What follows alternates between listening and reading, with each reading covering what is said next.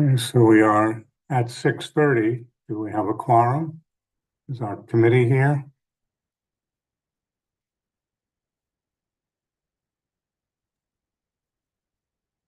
I believe we do. We have 6 people out of, Is Anthony here? no, not yet. No.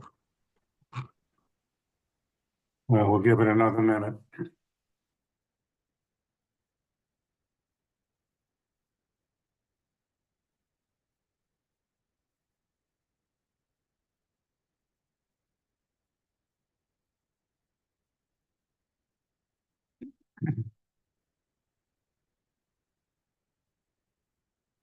And I think we should begin, and Anthony is not going to do the first application. I will in any event, so he'll, I'm sure, catch up to us.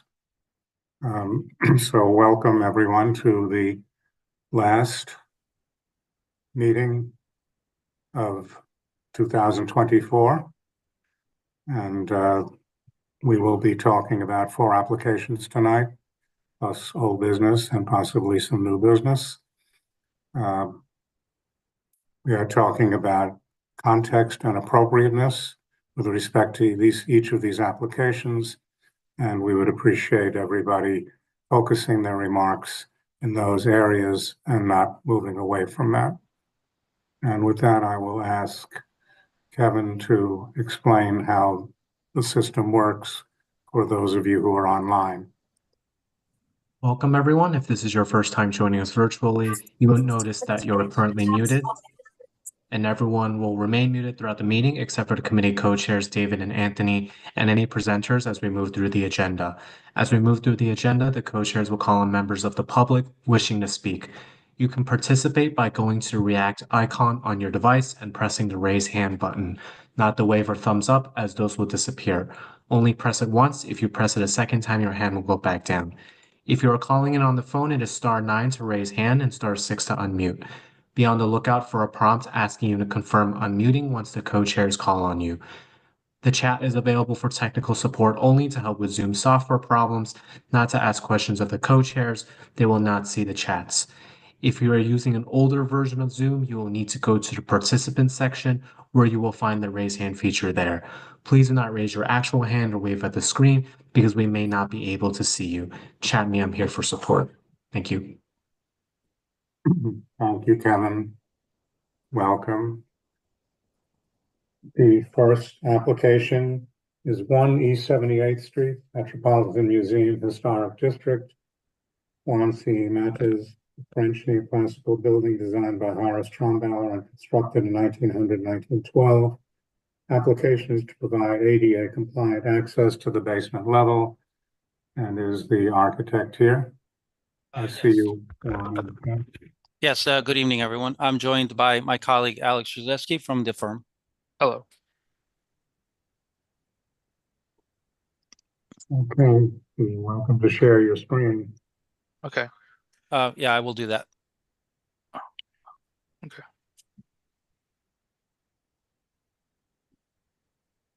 Can you please confirm that you see the building on the cover here? We do, thank you. Great. Let me just move my Zoom window over to the side and happy to begin.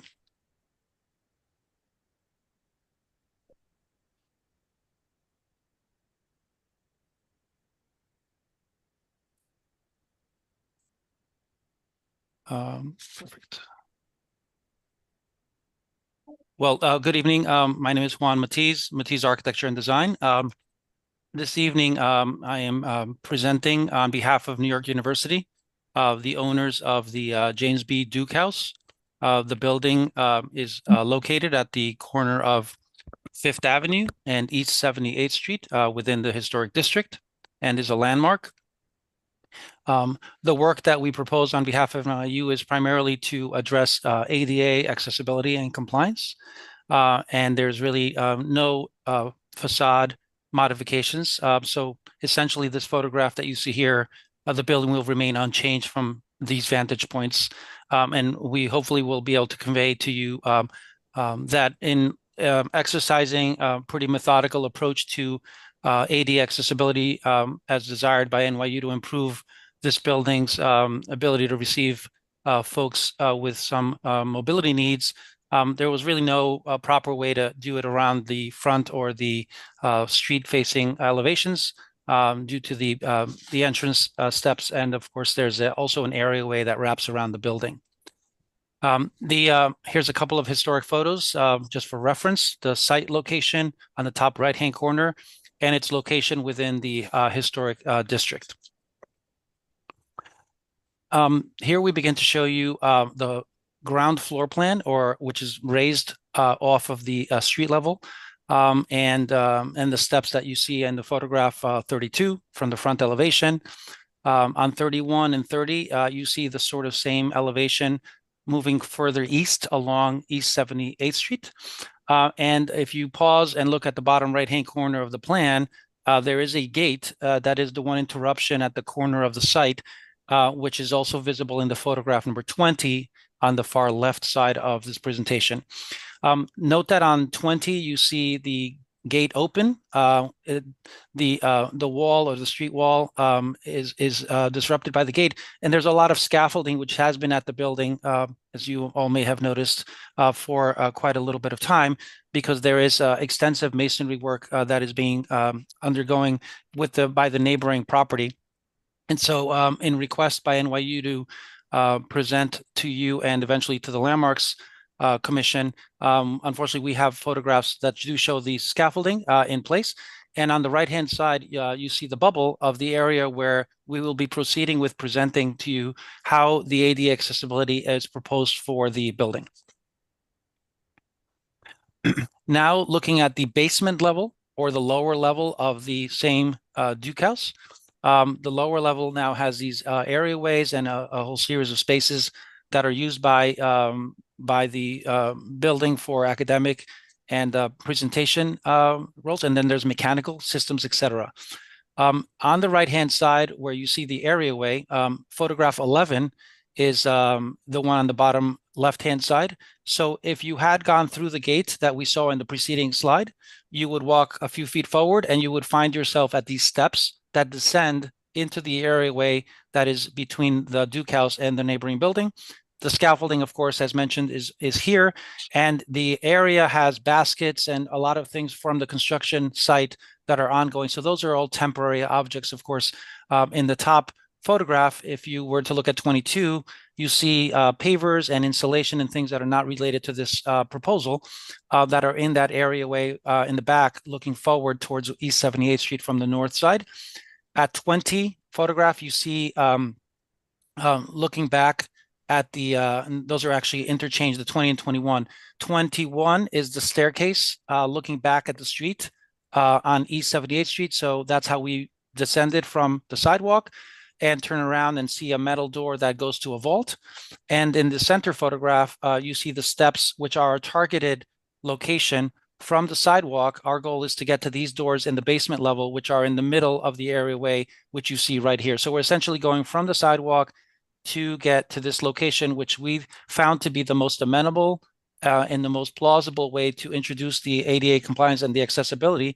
But of course, we have a series of steps here, which are, you see in the photographs, both 21 and 11, those are the same steps, just from two different vantage points. Moving forward with the presentation, you see here the elevation on the bottom and the plan of that area. So on East 78th Street, you see our person here. They're in front of the gate. They would then move forward, proceed down these steps that you see there. All of this vaulted area is underneath the stairs, which are made out of granite. And then this areaway is where we just saw all of the sort of construction materials and the scaffolding that is in place. The door that you see here is set back as noted, and that is actually where we're headed for. So the goal is to go from where this person is standing to these double doors that get us access to the basement. And the differential here is about 6 feet. So it's about 5.5 feet between the elevation of the person and the steps the step and the high entrance that's here. In plan, the same stairs, the areaway, and of course the doors that access the building. That's the existing condition. In the proposed condition, and this drawing here is a little bit more technical in nature. But essentially, we can go back to that by looking at the next slide first, which is the enlarged version of that. This is the areaway that would be existing to remain. And then we would create a sloped ADA ramp that would descend about 1'7" further back, and then add a lift to take us the additional 4 feet approximately from that landing to the lower level, which allows us to get access to the basement. In plan at the top, essentially we're doing the ramp here, that same landing that I just showed in section, the lift, or if you were to come down this ramp, you would then be able to take these steps and come down if you're able to do so, as opposed to taking the lift. You may be asking, why did you put in this ramp and put this lift at this location? Well, the answer is to be more sensitive to the building, because we could have put this lift way much closer to the street, and it would have been much higher up and much more visible because it would have been in this general vicinity. And then there would have been the lift here, which would have taken you down. We would have then have a much more disruptive vault area, etc. So our goal is to actually use the ramp to facilitate it happening a little further back in the areaway. It's more sensitive to the exterior, and then it allows for us to descend and maintain some of the access to the lower areas that you see here along the steps. The photographs along the top of this slide are pretty much the same ones we saw earlier, but then here in this slide, in photograph number 30, you do see where the lift would be placed next to that blue trash can, and this would be a raised platform that would then allow us to then come straight into the raised portion of the basement. In section, the goal would be to create this sloping ramp, fabricate railing systems that are compliant with ADA, but also using the same language of the architectural elements. Unfortunately, we can't salvage the portions that are cut at the parallelograms and the angles that the steps have, but we are planning to reuse as many of the granite steps as possible to recreate the stairs. We would be matching with granite to match for the existing steps that we are short, because we're adding more steps to the project with the conclusion of this. And the lift would be placed at a location that would allow for the ADA compliance and, of course, the circulation to be continuous and maintain egress. Because even though we're adding this lift for an inbound accessibility strategy, we also need to maintain all of the egress from these buildings that exit into the areaway, and the ability for somebody to still come out through the gate and exit to the street, which has been the case up until this scope of work. The technical drawing that's here shows that we would be putting in some beams, creating concrete decks, and then refacing those. And then the areas with the steps would be shown here. You could see the turning radiuses, which determine and the diameter of the 5-foot turning radius, et cetera, to be able to access the lift. We set it into the existing retainage wall so that we can actually have it be much as elegant as possible, take up the smallest amount of footprint, and maximize egress, because we're just at the 3'8" that we require for us to be able to egress through, because the lift obviously becomes an obstruction. Moving forward, here is the second section, less relevant from the ADA component, but it's that second set of steps that we have where the granite steps are already here. We would be fabricating these and reusing the steps from the current removal, and we would fabricate these railings. All of the building elements that you see here would be existing to remain, and we would work on making sure that we have proper drainage and that the areaway that's in place now with as well is also put back exactly where it is today. But there would be no work to the actual building elevation, the balustrades, the windows, everything else would be exactly the same. An enlargement of that same area facing in the other direction, same steps. Here is where the lift would be located. Here's that same landing. These are the steps that descend down to the existing area. And now I've turned this around essentially, and we're looking at the existing steps that would be removed and the railings that are there.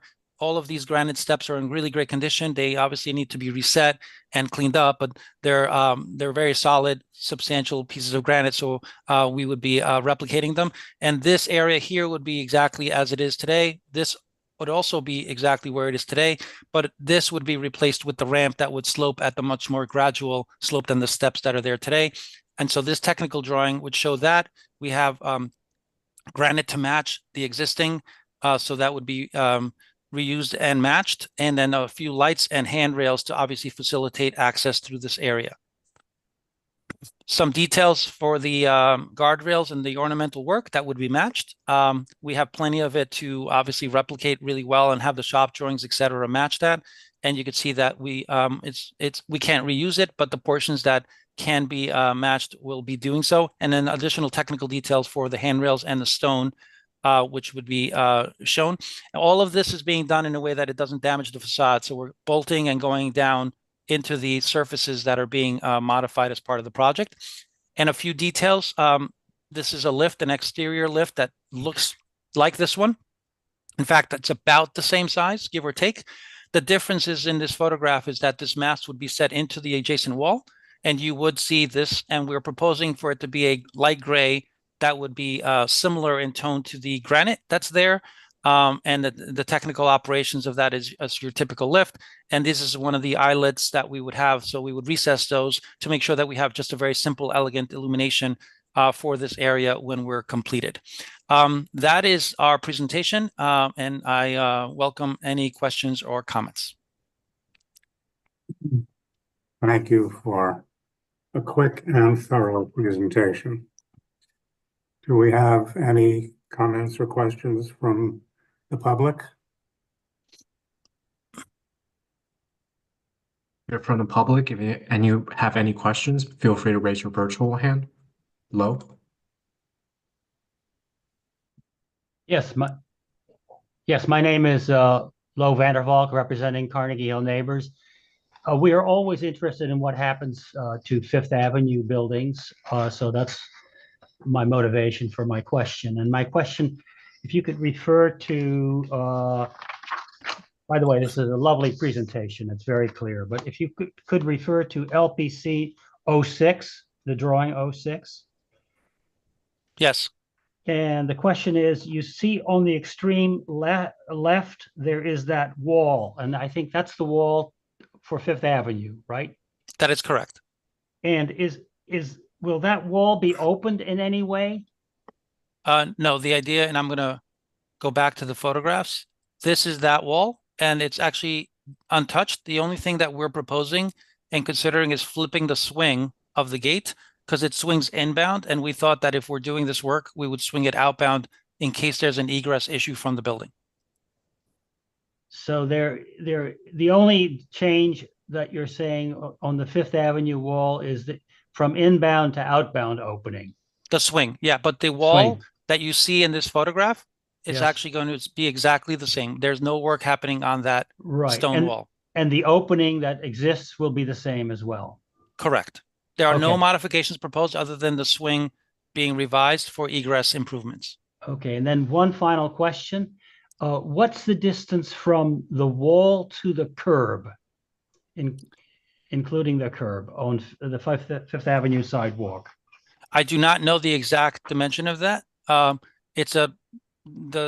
dimension is not on our drawings, but as you can see that approximately what we have here is a dimension of give or take 8 feet, I'm going to guess, based on just rough dimensions. But if that were specifically relevant, Alex who's my colleague, might be able to see that dimension. But I don't know if we actually measured that with, since we weren't really proposing any work specifically at that location. So I also just want to point out that this gate is actually on East 78th Street, not on Fifth Avenue. Because you were mentioning that you're curious about what's going on Fifth Avenue. Yes. Yeah, correct. I didn't state anything like that, but I figured it was close enough to Fifth Avenue that it is a part of it. But Alex is correct. This is actually, is quite a bit away from the corner at Fifth Avenue. But nonetheless, we're not really proposing any modifications to it. Yeah. Is there any chance you could post that distance of the external wall on Fifth Avenue to the curb? Post it in what way, sir? I would also deflect that kind of comment to the community board folks at the committee. Okay. But nonetheless, sir, the key thing is that we're making no modifications to it. It's down the corner from Fifth Avenue, East 78th Street. So you actually will never notice any changes to it whatsoever. Yes. Yes, one So alter. I would just yeah. reassure you that No. there should be little to no concern about it. Okay. My only concern is that this is one of the narrowest sidewalks on Fifth Avenue because of the construction of the moat, if you will, the open Mhm. space. Okay, that's all I want to say. Thank you. Thank you. You're welcome.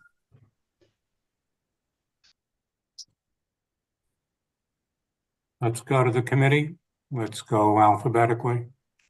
Elizabeth,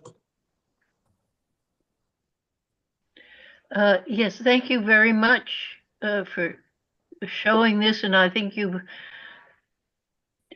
had a very respectful approach to this building. I'm looking at the photographs of the area away from the sidewalk, but do you have one straight on that shows the building itself? I mean, the whole building, so that you get a perspective of the building. So here, this one here is the building without the scaffolding, and in this dark area here is where the work is proposed. You can see that area down Yeah, there, and it's but sort of see, tucked that- in the- between there. The one at 30, it's hard to see these tiny things, but that is a straight-on perspective of the building. 31 is not. Do you have a view of that facade like the view of the facade at 32? The closest one we have is the one that I pointed to with the scaffolding, which is dead on right through that gateway. And you see the corner of the building, but of course it's obstructed by the scaffolding. Yeah. But it's not a dead-on one, which is what I would like to see. I think that this is okay, but I really would like to see what it looks like straight on, not just in itself or sideways, but straight on the building. But anyway, wait on that. But I do think you obviously thought very respectfully about this building. And ma'am, just as one point of explanation, do you see my mouse here and this rectangle that you see here? That dead on is what you would see existing to remain. That is the gate, the grill, or the guardrail, and the ramp would begin adjacent to that and disappear into the distance. So this view actually would be unchanged, meaning that guardrail, that ornamental guardrail that's there, would be just left alone,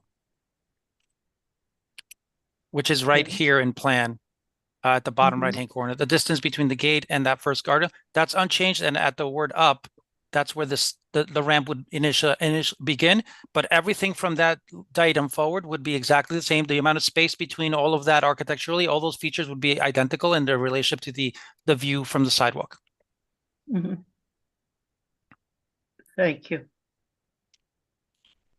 Gail, Thank you very much for your very clear presentation. I have no questions at this time. Thank you. Michelle, I ditto that. Thank you very much. Excellent presentations, and I have no questions. Alita, Thank you. Thank you for your presentation and your sensitivity to the building and its beauty. I have no questions either. John, I have no questions either.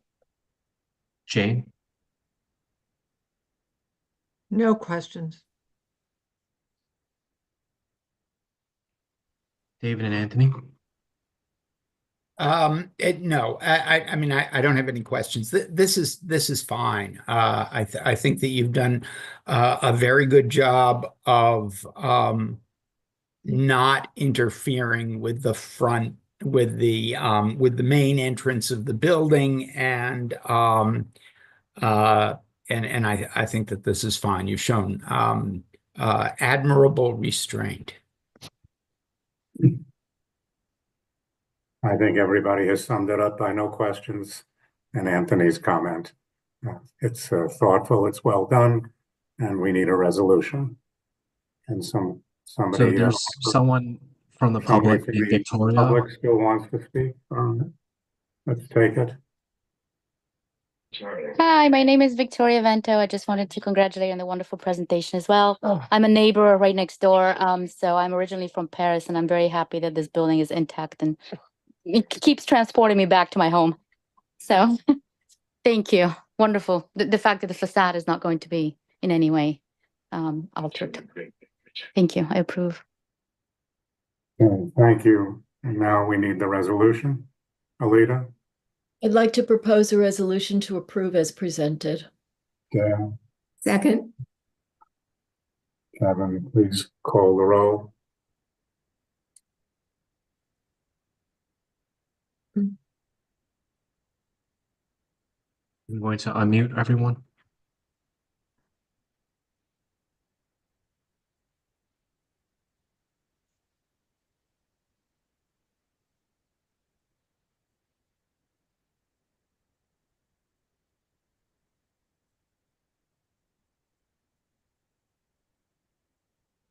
Elizabeth?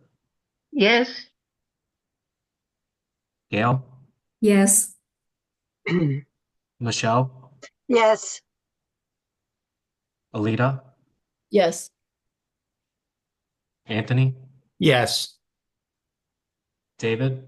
Yes. John? Yes. Jane? Yes. And I don't believe anyone else is here. Marco? Marco, are you here? Yeah, he's here. I see him. Oh, there you are. Sorry, I didn't see you there. Marco? I'm sorry, my computer was froze. I just came back. I don't know what item we are discussing right here. I saw the presentation of the first one, the ADA compliance. Yes.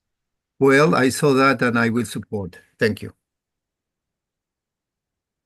Okay, thank you, everyone. Thank you, Mr. Mattis. Matisse, rather, correct? Mr. Matisse. Matisse, yes. Thank you very much for your observations and comments, and we appreciate your time. Thank you. Thank you. Okay, next up is 1312 Madison Avenue in the expanded Carnegie Hill Historic District. Alta Indelman is the architect, and I saw her here. Yes. Yes, I'm here. Thank you. And this is a Renaissance Revival building designed by George Spitzer and built in 1897. Application is to install one new awning and legalize one existing AC unit. And we saw this recently, did we not? You did in a Okay. previous iteration, and you were supportive in our getting a reprieve to be able to think about this and explore this further.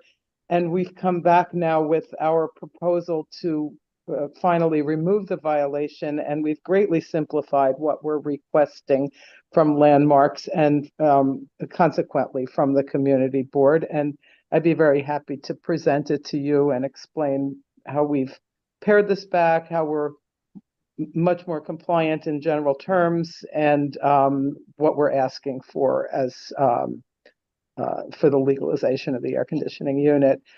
I've asked Kevin if he would be kind enough to share the screen on my behalf because I'm on a device where I can't do that.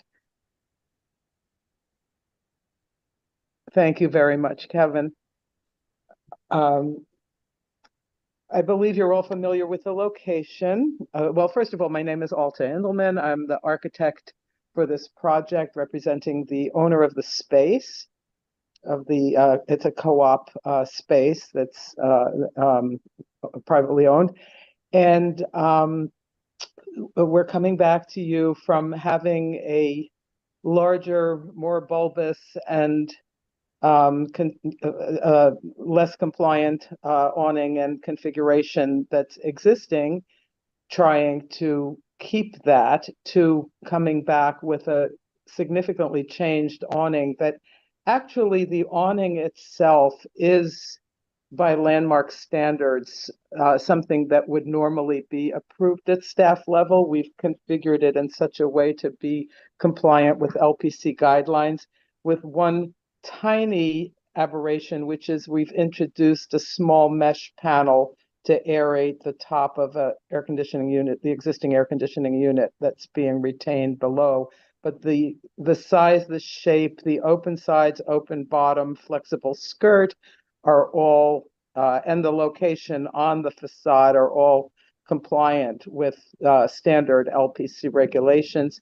However, the LPC would not approve the awning at staff level because they felt that it went part and parcel along with the air conditioning unit as an entire scheme, and consequently we're here for both the awning and the air conditioning unit, although I don't believe that there were any issues or any concerns or questions that the LPC raised about the awning itself, but I'll be glad to describe it to you further.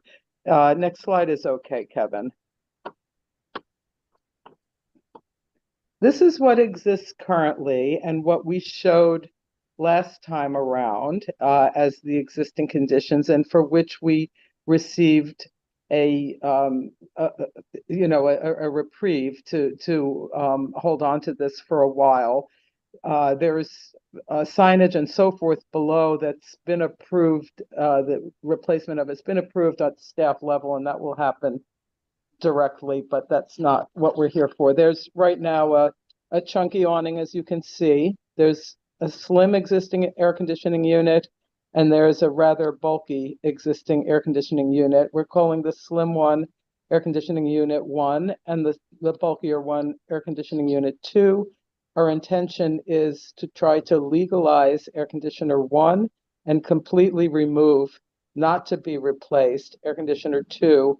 And the simplification to what we were discussing last year is that we are not proposing any additional air conditioning equipment as part of this application. Kevin, you're welcome to change the slide, and thank you. Here are the maps that indicate the location. We're on the southwest corner of Madison Avenue and East 93rd Street. And it's the corner store, relatively small footprint. Next slide. Next slide. Yeah, we have context photos up and down the block on both sides of the street. Unfortunately, there was sidewalk bridge up for quite a bit of the block, as you can see, but you can see that the awning is there. We've indicated that in the upper right photograph. And next slide is additional context on the next block to the north. And then the next slide are the photographs of what existed at the time of designation in approximately 1993. You can see in the left-hand photograph that there are awnings across the bottom floor of the building, and you can see the awning here at this store, although different from the one that is currently in place. It was built out, it had vents, and there were air conditioning units below at the time of designation. Next slide over, please, is the overview of the master plan of what exists or existed at the time of designation in terms of the heights and sizes of awnings along the block. Next slide, please. These are the historic photos from 1940 tax photos, and you'll notice that there is a sort of what I call a colossal masonry opening, and then within it what appears to be a secondary masonry opening, and the difference between the two is a kind of a signage panel, as one of the stores here has used it. As it turns out, there is no masonry in that filler there, and the masonry opening is the top And all of the awnings on the street, as is ours, is about at the height, the one that we're proposing currently is at or about the height of that existing masonry opening, and we're within LPC guidelines for being near a masonry opening. The previous, the one that's existing, is taller still, and we're proposing to bring it down to that level, which is consistent with what appears to be the original signage plan from this historic photograph, that would be used. There is one facade that has something up in there, and so that gives context. You can see also in the left-hand photograph that there's a solid masonry wall except for the residential entrance on the 93rd Street, the East 93rd Street facade, and that remains as such today. Next slide, please, Kevin. This particular store, well, of course, this building was built well before there was the need, or before there was air conditioning. There was always a need for air conditioning, but there wasn't any commercially available for restaurants or stores in those days. This particular small store at the corner is completely landlocked. It has no yard, although other stores at this building and other stores on the block do. It has no low roof adjacent, as others do, and it has no ability to put AC equipment on the roof and thread through what's a residential building. There are effectively 10 floors of, or 9 floors of residential between the commercial space. The top of the building and the top of the building and the balance of the building is strictly belonging to the residential component of the co-op. Next slide, please, Kevin. This is the existing conditions. You've seen it in a photograph. This is it in a drawing. So you'll see that it's a rather high awning that exists. It's wider than the storefront. It sticks out in a bulky fashion. There are 2 air conditioning units below it, behind it. Next slide, Kevin, please. This is the proposed. We're keeping within landmark guidelines of the width of the awning being effectively the width of the wooden storefront. We have adjusted the height of the one existing air conditioner number 1, that we wish to retain, and we've adjusted the height and lowered it so that we could lower the profile of the awning and keep it at the same elevation as other awnings and within guidelines, because it's almost at the elevation of the existing masonry opening. It's within guidelines of that. The width is within guidelines of DOB, and the height of the skirt ditto. It's open. It is not enclosed. The current one is closed at the bottom, closed at the sides with mesh. This is completely open sides and bottom as per landmarks regulations. Next slide, please. Landmarks asked us for fabric, and I will be bringing an actual fabric sample to the LPC hearing. They asked for the fabric that would be used for the mesh, which will be welded to the regular awning fabric and with a seamless installation. And the mesh is a very slim panel just at the top of where that air conditioning needs to vent out the top, and will barely be, if at all, visible from the street. You'd have to probably cross the street to see the mesh. Next slide, please. This is a comparison of the existing and the proposed in profile, in cross-section, showing the air conditioning unit in its revised location and the awning in a much more conventional shape. And next slide, please, shows other awnings on the block that have similar heights and relationships to that existing masonry opening, the upper top of the masonry opening that I showed on the historic photograph. Next slide is an interior shot. There's no interior renovation planned. This shows what's in there, what the heights are. It's a small space, but it's tall. And that was a question from Landmarks as to what is in that panel that's above the storefront. And they queried us persistently, insisting that it must be limestone.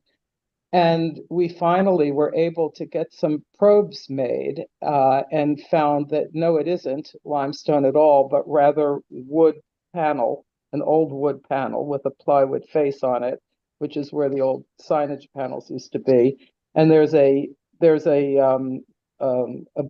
fireproof beam, spandrel beam, and then the masonry above. So the location of elevation A, which is the outside masonry opening location, is shown here from the interior. We could not get to it from the exterior, but that's what's there. There's a plywood panel and there's a beam.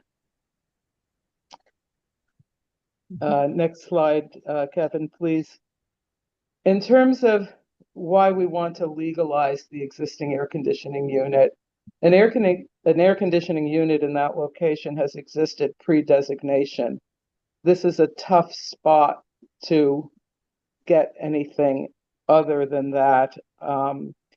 The previous schemes that people were using for storefront air conditioners, which we used to call pancake units, they're package units at interiors. Since the new energy codes came in the recent code revisions, and I addressed this somewhat last year, the size of those units have become so voluminous and because they're requiring so much more air to circulate, that what might have fit in there more years ago no longer does. It's a major problem. And a lot of stores that are trying to retrofit old air conditioning units are stuck with a situation. In this, the other thing that the city is doing is trying to make sure that we're, I have a code reference here that in the near future, everything is going to electric, and heat pumps are being touted as the most efficient way to proceed with heating and cooling. Now, we've researched units from here till tomorrow and found that a heat pump unit of similar capacity would be almost the identical size, shape, and configuration as the AC unit number 1 that we are asking to legalize. So in the event that in the future that unit needed to be changed and upgraded to meet energy code better, a heat pump unit could be swapped into that location and meet the code. And so we are not proposing any new air conditioning equipment at this time. The store that's in there does not do hot cooking. It's a sushi bar. And we're asking to legalize the existing unit and conceal it as we've shown with the awning. And in summary, on the last slide, we once again show the different configurations, the existing and the new improved on the right. And we ask for your support in proceeding with this awning and the retention of the 1 air conditioning unit. Thank you very much, and I'm happy to answer questions. Thank you. Thank you for a very clear presentation and a nice update to remind us of what we looked at before. Do we have, I see we have Lo Vandervalk has raised his hand. Lo.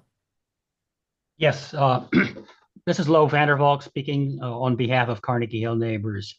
I just want to remind everyone that we were the organization that recommended that there be a continuation of non-compliance until the next lease or until such time as they were ready to re-examine the air conditioning, the need for air conditioning and the configurations that follow that. So I'm very pleased to see many improvements. One is, of course, that we now have there's been eliminated the larger air conditioning unit, and also the width of the awning is now narrower and meets the wooden framing of the store. And so those are pluses. And we of course appreciate the lowering and making it consistent with the other awnings on the block. However, herein may lie the problem. The problem that we see is that the awning now comes out 8 feet, and that's a lot, because if you look at it as a section, facing from across the street on 93rd Street, the walk and no walk sign actually overlaps by a few inches the awning. So if the awning had been wider, they would actually be touching. So we don't know we're not apprised of how far out an awning may come, but 8 feet is a lot, and it's a lot more than any other awning in the neighborhood, including the block, of course. But so that we see it as a major problem, and maybe there are alternatives that could be considered, but we're not in a position to judge that because they aren't available. But otherwise, I think there's been a fantastic improvement, but we see that as the remaining problem. Thank you. May I respond to that? And thank you for your comments. 8 feet is the code. We're within code compliance. 8 feet is code compliant, and I know that there are other awnings on the block that may get upgraded eventually, and perhaps more of them will have a similar configuration. I work on a lot of restaurants, and I'm not sure whether any outdoor seats are planned here at all, but now that the kiosks are gone. But most of the restaurants that I'm working on do the 8-foot awning and have a couple of seats under it. It provides for shelter for people coming in, and for the ability to have some cafe seats outside. But that wasn't the primary reason here. The reason is that in order to get the height and the slope and the other features that LPC finds consistent with their guidelines, and this does fall within their guidelines, and with the amount that we could lower that AC unit and get the clearance and get the air out of it, this is what we landed up with. If I shorten it, then I have to go higher. And it's a geometry problem. We struggled with it. We did it this way. We did it that way. We drew 1,000 different triangles, with a lot of back and forth with the LPC. And LPC was happy, as I mentioned, they were happy with the awning. And they haven't officially ruled on it yet, of course, but they didn't have any further comments about it. But it is a geometry problem, and it is a challenge because of that existing masonry opening line and where the other awnings are in relation to that. And I just have one question before we continue, which is the I think it's a foot. Is the 1 foot height of the flap, I don't know what to call it, the front, is that a maximum?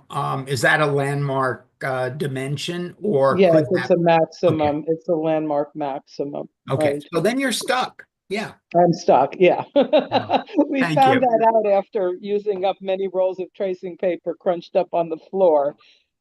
This was the absolute best we could do after a huge amount of effort and significant discussions with LPC, not just submitting to their portal, but speaking to staff, Leanne Pollock and her supervisor, where I was on conferences with them and Zooms, and we talked about this and we talked about that.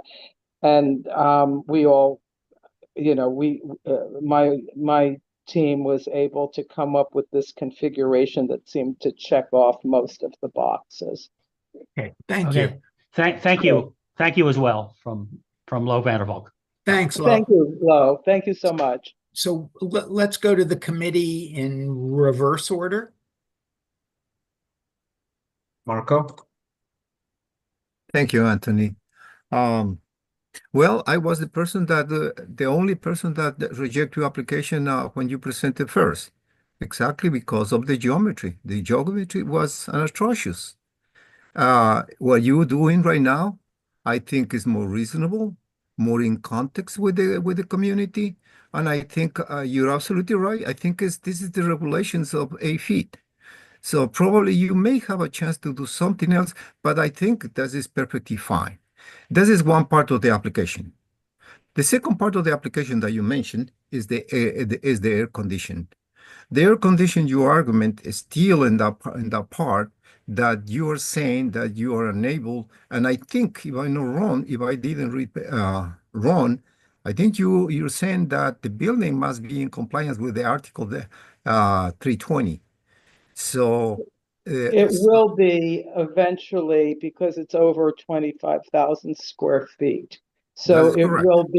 it will have energy code enforced. And what I'm reading, and of course we won't know till we get there, what I'm reading is that it's unlikely that landmark structures are going to be exempted from that.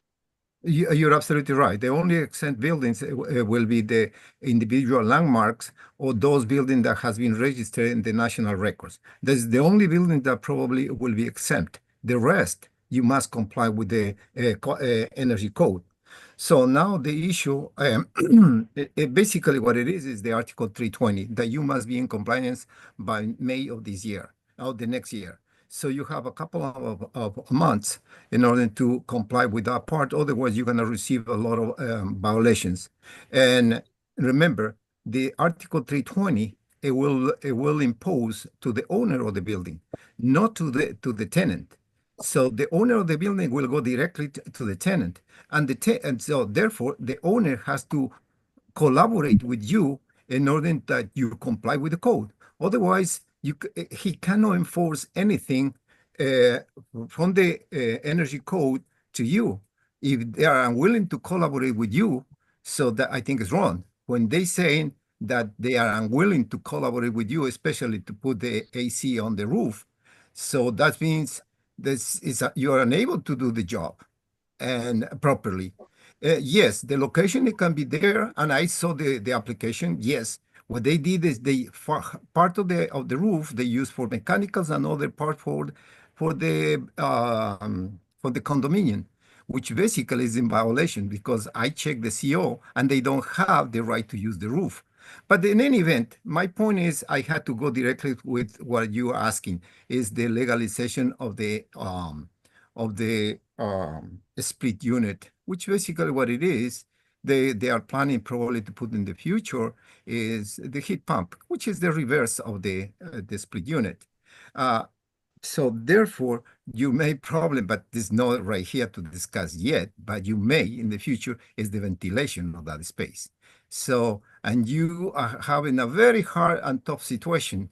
And this is my concern. It's just only the legalization of the existing, the only one existing unit. And I think I have concerns about that. But the rest, especially the geometry that you discussed, I think you did very well. You nailed it. And thank you. Thank you. Yeah, no, it's true. Yeah, I think one of you. the well, thank you very much for that. It was challenging. One of the issues about the residential building above it isn't just the use of the roof, but how on earth would we get there? There's 9 floors of apartments above this store. It is possible. So It is possible. there's Believe me, it is impracticality possible. there. I'm sorry. Thank you. Yeah, thank you so much. Thank you. Abraham? No. Thank you. I don't have any follow-up questions. Thank you. Jane? Thank you. I share Lo's concern about how much that awning extends out over the sidewalk. In the previous iteration, it extended only 5 feet, 8 feet, 3 more feet is a vast difference. So I'm very concerned about that. Thank you. Sean? I I have no questions or comments. Thank you. Sarah? I don't have any further questions, but I did want to thank the applicant um for taking the feedback from the community board from the last time that this came up, and appreciate her efforts to create a solution where it seems like we have just a very difficult situation. Thanks. Thank you very much. Alita? I agree with Sarah. Thank you for coming back with a thoughtful potential solution to this dilemma. I'm thinking about agreeing with Jane and Lo about the width. I understand, though, that there's nothing that you can do about it. So I'm not sure. I like that you've narrowed it, and any sushi place ought to be cool in the summer. So I'm with you on that. Thank you. Michelle? Thank you. No questions. I'm fine with this. Gail? Thank you again.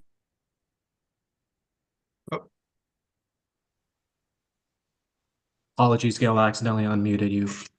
Okay, no problem. Just thank you again for addressing community concerns. Thank you. Elizabeth?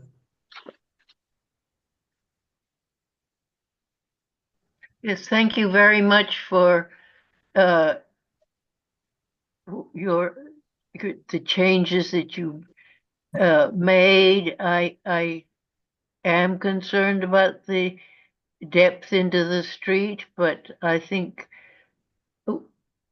as we go along in future years in protecting the environment and various things, we're going to have to balance preservation and solutions that maybe make it more difficult. Anyway, I think this is fine, and I will support it.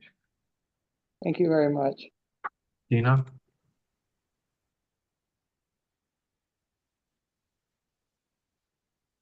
Hello? Hello? Yes, hi, we hear you. Thank you. Well, I live a block away from this site, and I'd like to share comments and have a few questions. The awning is such at 5 feet. If you look south, there are 4 restaurants on that block. It was out of scale then. And 8 feet would be way out of scale. Their basement hatch, I mean, they took up the whole sidewalk. When they had the shed, they had a ramp to it, and then they have the sidewalk hatch, and they didn't have any outdoor tables under the awning that the architect has suggested. So if they have an 8-foot awning and they want to put tables out underneath it, and then they have you couldn't even get strollers past the restaurant.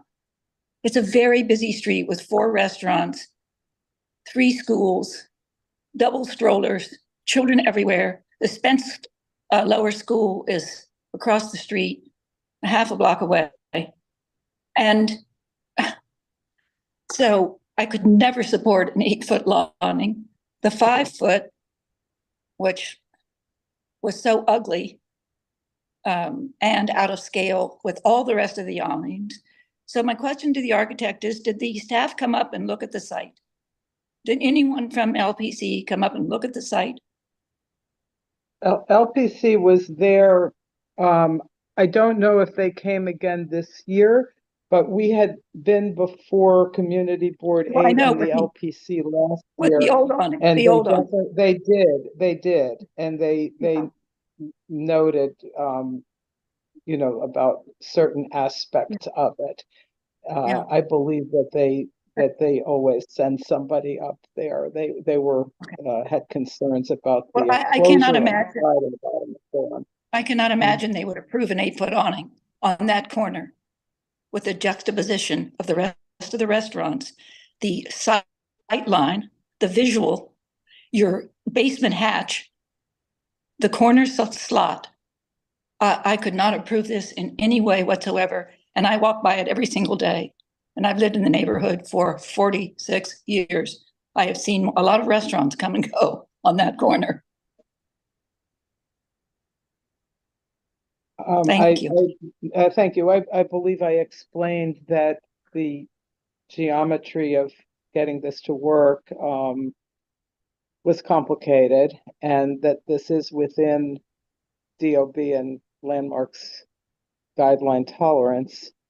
And so we ask for support for our very challenging efforts here to make a solution in a difficult situation. I understand that it isn't perfect, but this is the best we could do under the circumstances.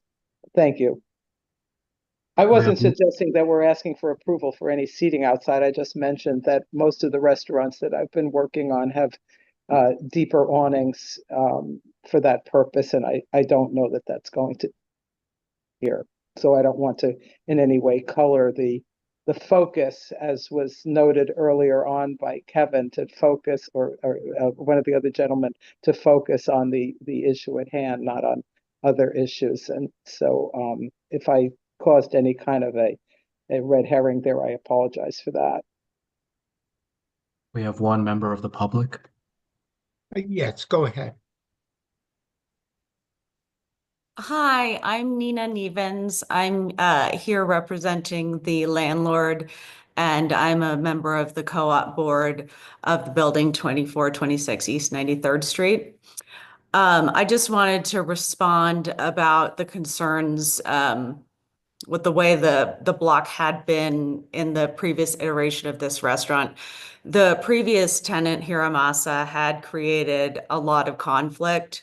Their sidewalk shed was way too big and unsightly.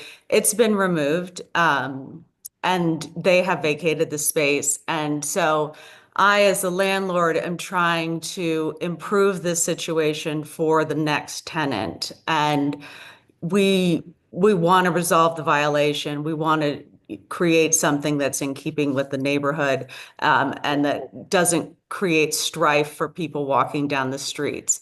I'm sure a lot of people in the neighborhood will remember the previous iteration of this restaurant, Le Paris Bistro, or Bistro du Nord. Those restaurants had seating outside, but it was, a single table that had been approved. So this new restaurant may apply for that in the future, but at this time they're not applying for that, and they're not intending to have any sidewalk shed or anything outside the actual restaurant.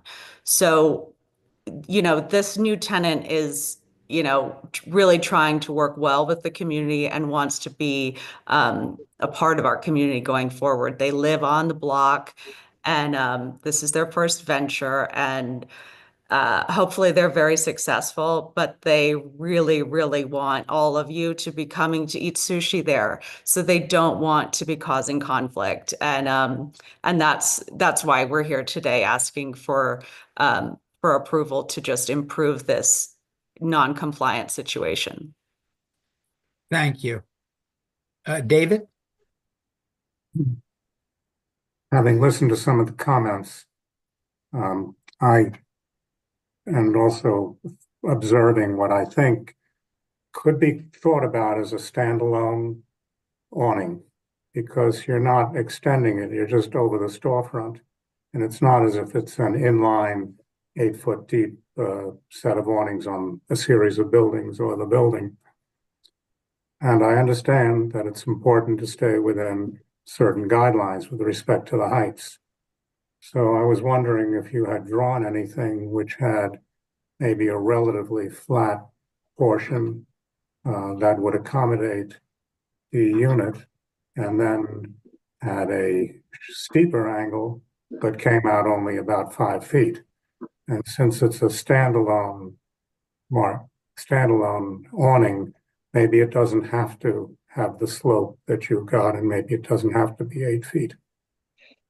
Well, that's what Landmarks doesn't like about what, thank you for your question. The existing awning has the flat portion, and that's a major non-compliance, and they will not accept anything other than a single slope. And that's how we, again, in numerous dialogues back and forth, this meets guidelines, that doesn't, they don't want a boxed out awning. And some of the others on the block that are shallower, that also are more boxed out or don't have a slope or have a curve on the top, someday those were, if they were there when at the time of designation, well, they're there. But if they ever get changed, they're not going to be able to replicate that. Major point of contention with LPC, they do not want a flat top on it. Well, if I could do that, I would be so happy. no, not to design it for you, but I could see a shallow curve and a slope combination. But I mean, I'd be happy to do it. They won't accept it, is my understanding. They just don't want that kind of shape. They don't want a faceted, they want a single, they're extremely specific. I guess each faction has their own issues, but they're very strict about their guidelines, and they want only a slope, open sides, open bottom, flexible skirt, and as close to the masonry opening as possible. not to belabor it, but what I described would have had a very different proportion from what was there previously. So no, I agree with you. Yeah, I agree with you, but they don't want that. At least that's my understanding, having had numerous conversations with them. We tried to do something more compact, and they would not accept it. So they told me that it wouldn't fly. I'm not looking to say no. I'm just looking to explore the level of exploration that you did. And from everything you've said, you have no choice. And it's either, from what I'm understanding, it's either an 8-foot deep awning or it's no awning. So I will vote in favor of the 8-foot deep awning. Thank you. Thank you, David. For your understanding. Yeah. Thank you, David. I agree. While we're designing the project for the applicant, he said with a smile, we could, if you could somehow push the unit further into the building, you would be able then to, but I know they need clearances all around them. You would be able to make it, but I know you can't. Yeah, so I have a 4-inch is the absolute minimum. Right. Once it goes inside, it doesn't comply at all anymore, nor would a heat pump. We studied all of that, and it wouldn't fit. So I'm sure you have. The 4-inch clearance is the lowest dimension. Yep. I think we've tightened it up a little bit. I think it might be 6 inches now, and we've pulled it back to 4 inches. That's the smallest dimension you can do. You have to have some air circulation there, and you have to have. We cheated a tiny bit on the front. You have to have 1'10" clear everywhere. We have a slight bit there that's a little bit less than that, but then we have the vent on the top. So the mesh on the top. I appreciate everybody's, I don't want to say we tried it, but we did. It's very, very, very challenging situation because of geometry here. Okay. Thank you for your understanding. Now, Alita, are you, did you have a comment or are you, okay, Alita. Actually a question, only because it was raised by the landlord. And I know that this is not a landmarks thing, but it would, if they intend at all to put in a shed in the roadway, it would extend the feeling of the awning way out to the curb, which would be oppressive to me. So that's all I'm asking, because it affects it affects how I would view the awning. Also, I have to say to the sushi place that as co-chair of the small business committee, I welcome them and do hope that they thrive. So it's just a question about, I think she said that there was no intention to No put it plans, yeah. a sidewalk shed, but I just want to understand that that's what I'm talking about too, the roadway in the gutter. To my knowledge, they do not intend to put any sidewalk shed or seating out like we had during COVID.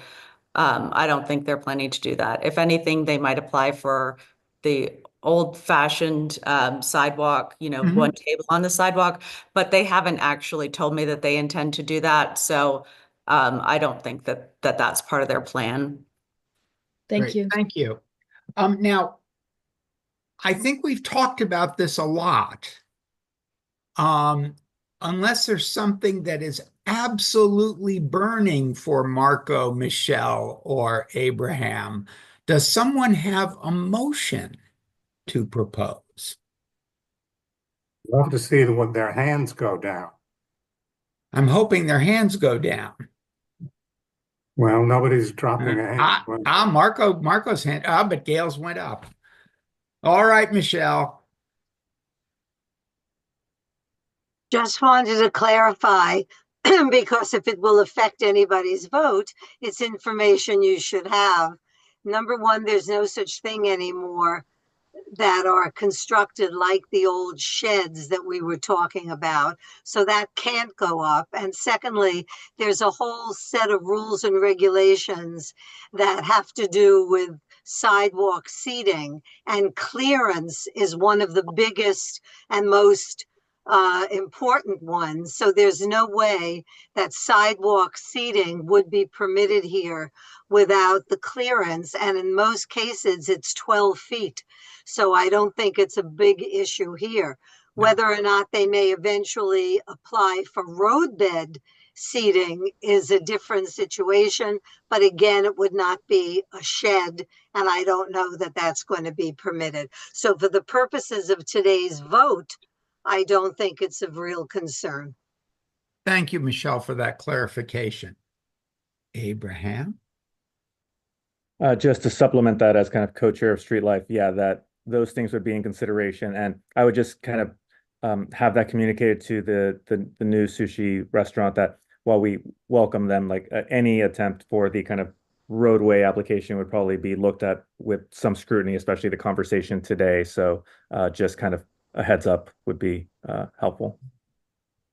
Great. Gail. Oh, hang on. There you Okay. go. I move we accept the application as presented. Is there a second? Second. Okay. Second. All righty. So let's Kevin call the roll. We'll unmute everyone.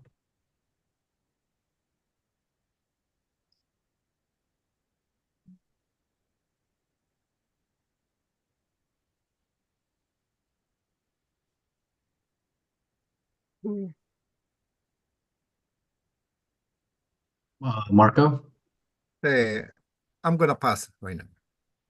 Abraham, I'm going to support it.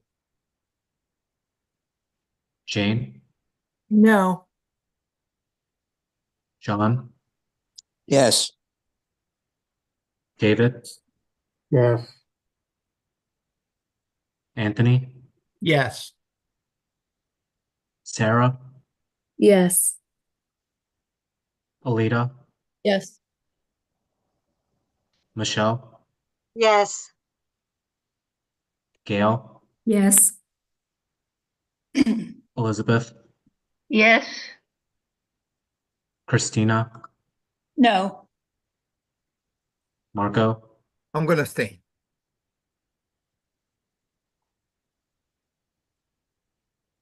All right. Thank you. The motion carries, and I turn it back over to David. Thank you very much. Thank you. The next application, 694, 696 Madison Avenue. Upper East Side Historic District, Kenneth Park presenting. A neo-Grec building designed by J.H. Valentine and constructed in 1878, 1879. Application is for rear yard additions and structural change, front infill replacement, new signage along Madison Avenue, new awnings at the storefront and upper floor windows, and a facade restoration. So, is Mr. Park here? David, it's Erin Rulli All at right, Higgins I Place see Barth. your Hi. name is Mr. Park. Okay.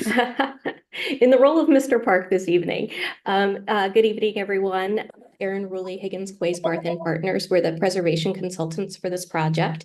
I'm joined this evening by Nick Bowles, the Director of Store Planning at Loewe, and Antonio Rodriguez from Kenneth Park Architects, who are the architects of record.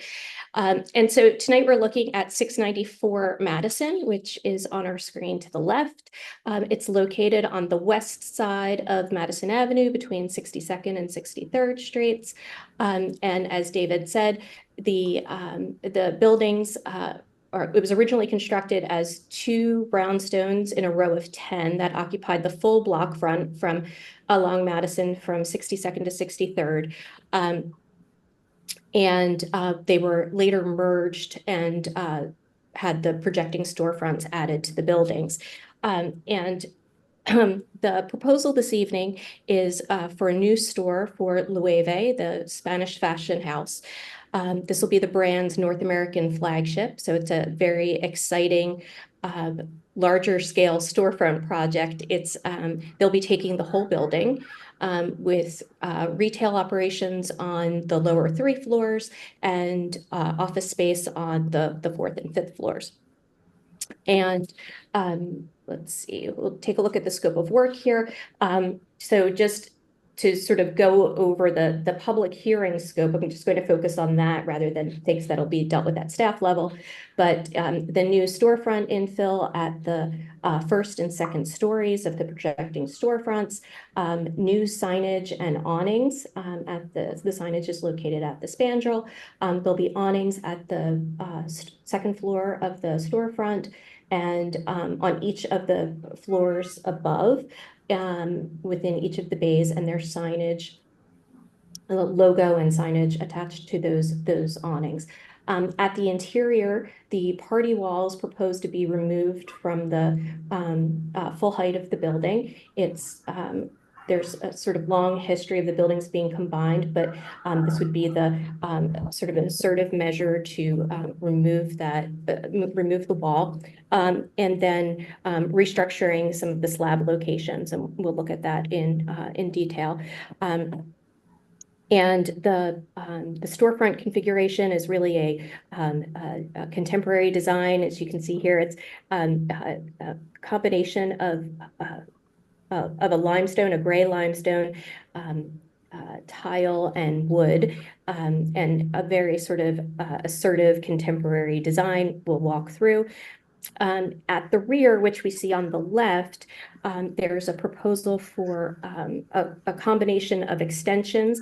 The one full height portion of the rear, we have a very small rear yard, full height portion, and this is for a new egress stair to serve the whole building. And that occupies a portion of the lot that is blocked by a perpendicular building that's 5 stories tall. And so the design is really focused to in the area that is blocked by the perpendicular building, be able to create accommodate the new stair, and then at the area that is open to the sort of central yard or the donut, have a lower extension. This is 4 stories. This will be for program space.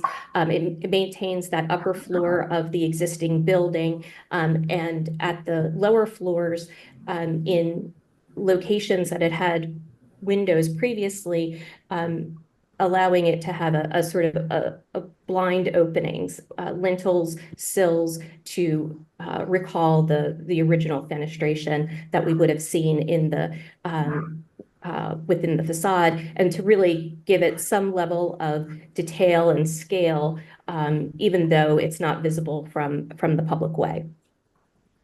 So we'll go through it in detail. I'm going to try to move quickly. You just had a long application, but this is a really exciting opportunity for an important brand with a really long history, and this is their first location on Madison, and it's a big project for them to be taking on, and it really allows the brand to have a unique identity, but using the parts that of the design that are really consistent between all of the storefronts that we see along Madison Avenue, the large glazing areas and the intervening spandrel, to sort of connect it to the existing context. So here we have the existing condition. As I said, it was originally constructed as 2 brownstones. Here, this is what was originally number 694. And then there's a restaurant currently located at what was originally 696. And this is all non-historic infill. There have been a few generations of infill over time, but what you have remaining are the piers, the brick piers from there are alterations in 1912 that allowed for that, the bump out of the storefronts. We have the existing cornice line at the top of the second floor, and the piers, the brick piers, remain between 694 and 696, so flanking each of those buildings. As you can see here on the bottom left, there are some conditions. There have been so many versions of the infill and other attachments. There's some damage to the brick, but it's been painted, and there's some cracking and lots of patching areas. Similarly with the cornice, so there's some restorative work that'll all go into the overall application. At 696, you can see that the whole system's been clad over. So under this wood paneling is where the brick pier would reside. And so we haven't opened any of that up yet, but we're presuming that the brick pier remains under the cladding itself. And then at the second floor, it's contemporary infill in a tripartite configuration, which is consistent with what existed historically, but not the historic infill itself. At the rear, so this is the rear of the existing 694 building. You can see it's rises up 5 stories. All the brick at both the main facade and the extension, the 2-story extension, has been painted or coated. And it's a very limited rear yard space. So we are standing in the rear yard, looking at the existing 2-story extension at 694. And then 696 has had a full lot extension. So we're looking north here in this view, and it's a kind of a CMU construction. There's a door that connects the existing areaway or the existing yard to the basement level or the ground floor level extension at 696. But as you can see, it's really kind of a mean space, very limited. And this is the location of the new proposed egress stair. Historically, here is the condition from the 1940s, so 694, 696. The storefronts are added in 1912. We think that it's at that time that the buildings are combined as well, and we'll talk about why we think that. But the existing cornice, it looks to be the same as what existed in 1940, but the cornice that existed at the spandrel or the cladding over the spandrel is gone, and so that does not exist. And then you can see the brick piers expressed here, and that historic tripartite configuration at the second story, and also at the lower floor where you have projecting storefronts.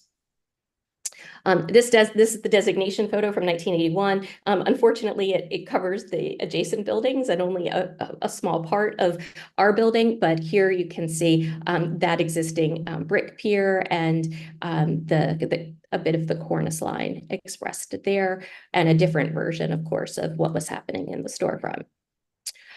So this is some documentation from 1933 showing the plans at that time. And here you can see that the central stair had been removed, or the stair for 696 had been removed, and the interiors were all connected. And so only one stair, and this is the current condition, one stair serves the entire building, and that is located on the sort of the south building, or what was originally the south building. And this appears to have happened, we don't have drawings for it, but appears to have happened in 1912. So a long history of being combined. Here is the overall proposal. You can see in rendered form.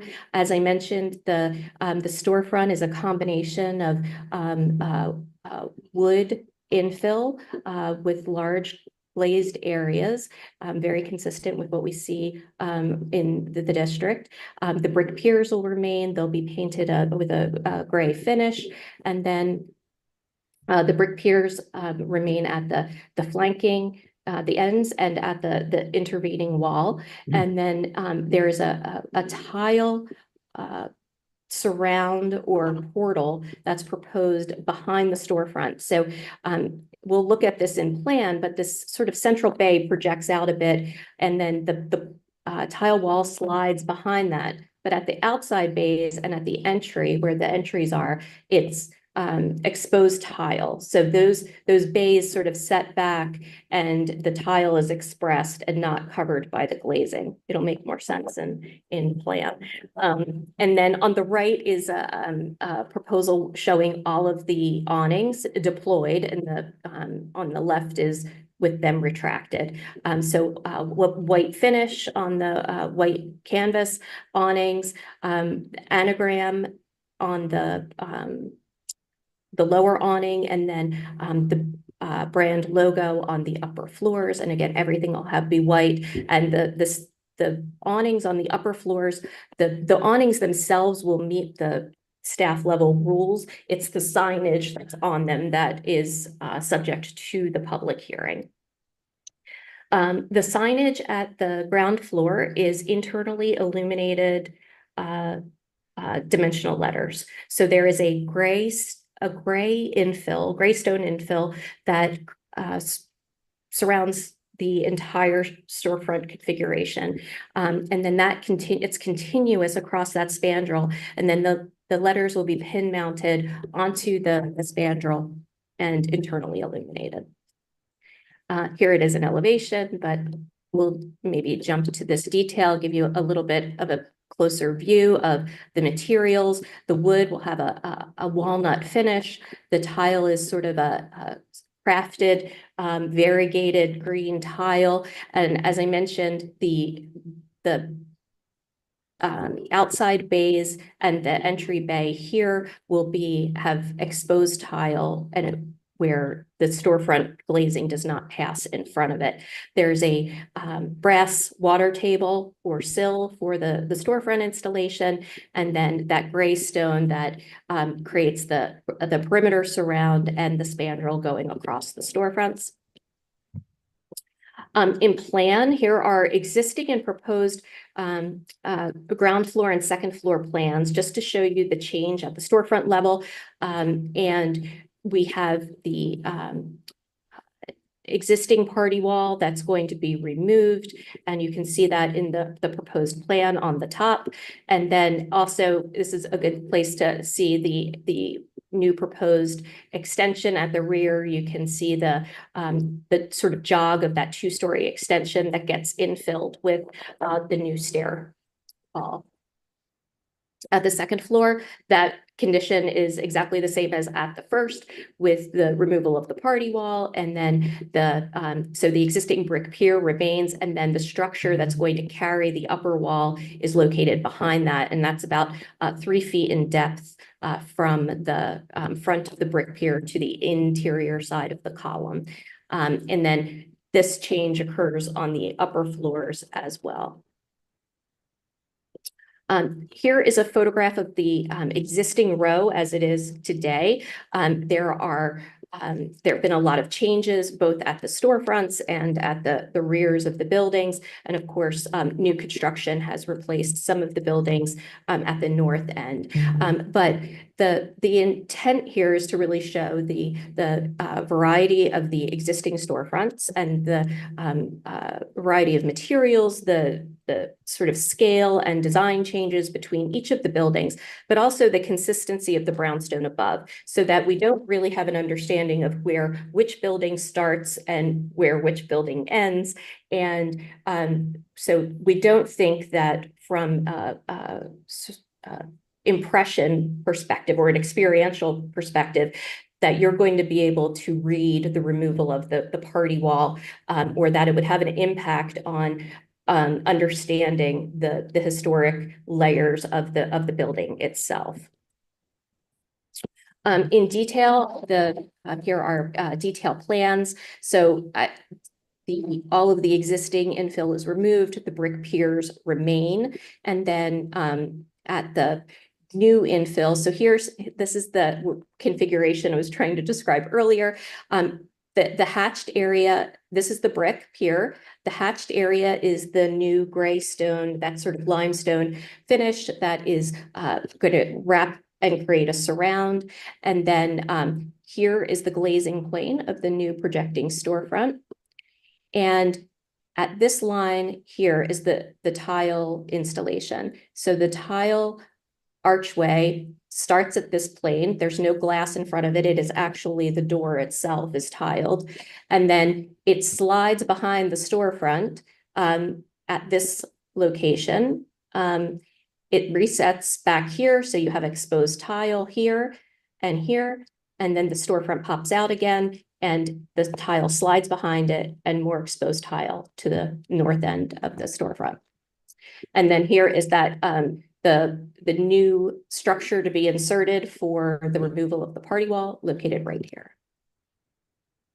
Similarly, on the second floor, here we have the tile panel goes along this line here. The storefront is out here at the center base. And then the stone surround is located here, set immediately behind the brick piers.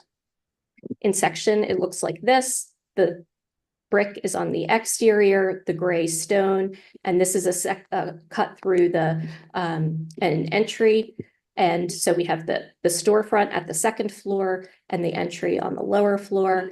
And then this is the walnut finish that extends back through the depth of the storefront installation. And there's a line of lighting fixtures that are installed along at the perimeter edge of the walnut panels.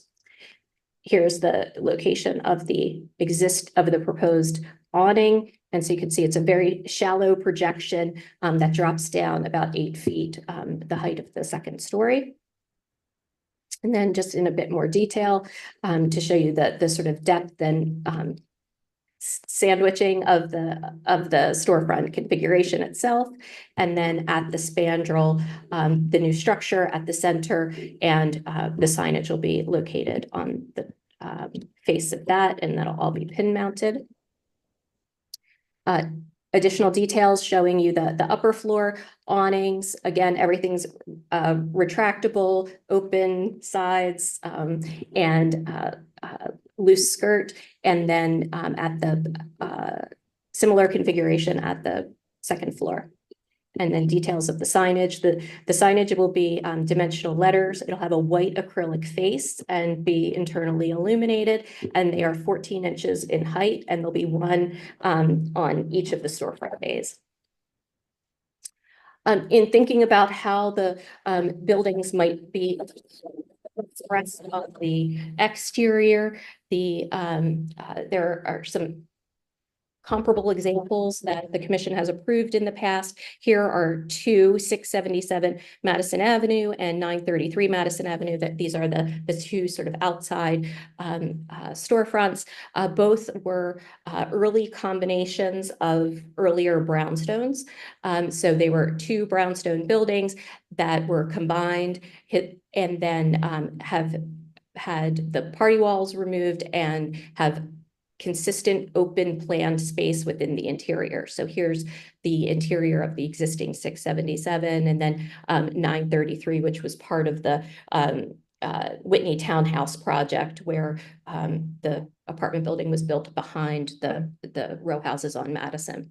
And then similarly at 81719 Madison, which was built as a single building, but has had a few generations of storefront replacement and storefront the projecting element has been replaced, all of the facade material. That has been combined and uncombined multiple times. And so you get this two-story expression of the storefront. There's a double height space on the interior, and but to maintain the reading along the streetscape, integrating that the spandrel between what was originally the first and second floors, and then also just having that continuous presence of a single retailer or tenant within both of the storefronts. And similarly, just again, examples of other landmarks projects that have that integrated spandrel, but have a two-story space beyond. Each of these has a two-story space, and it either extends the continuous depth of the store, or there's a mezzanine that's set back deeper into the space.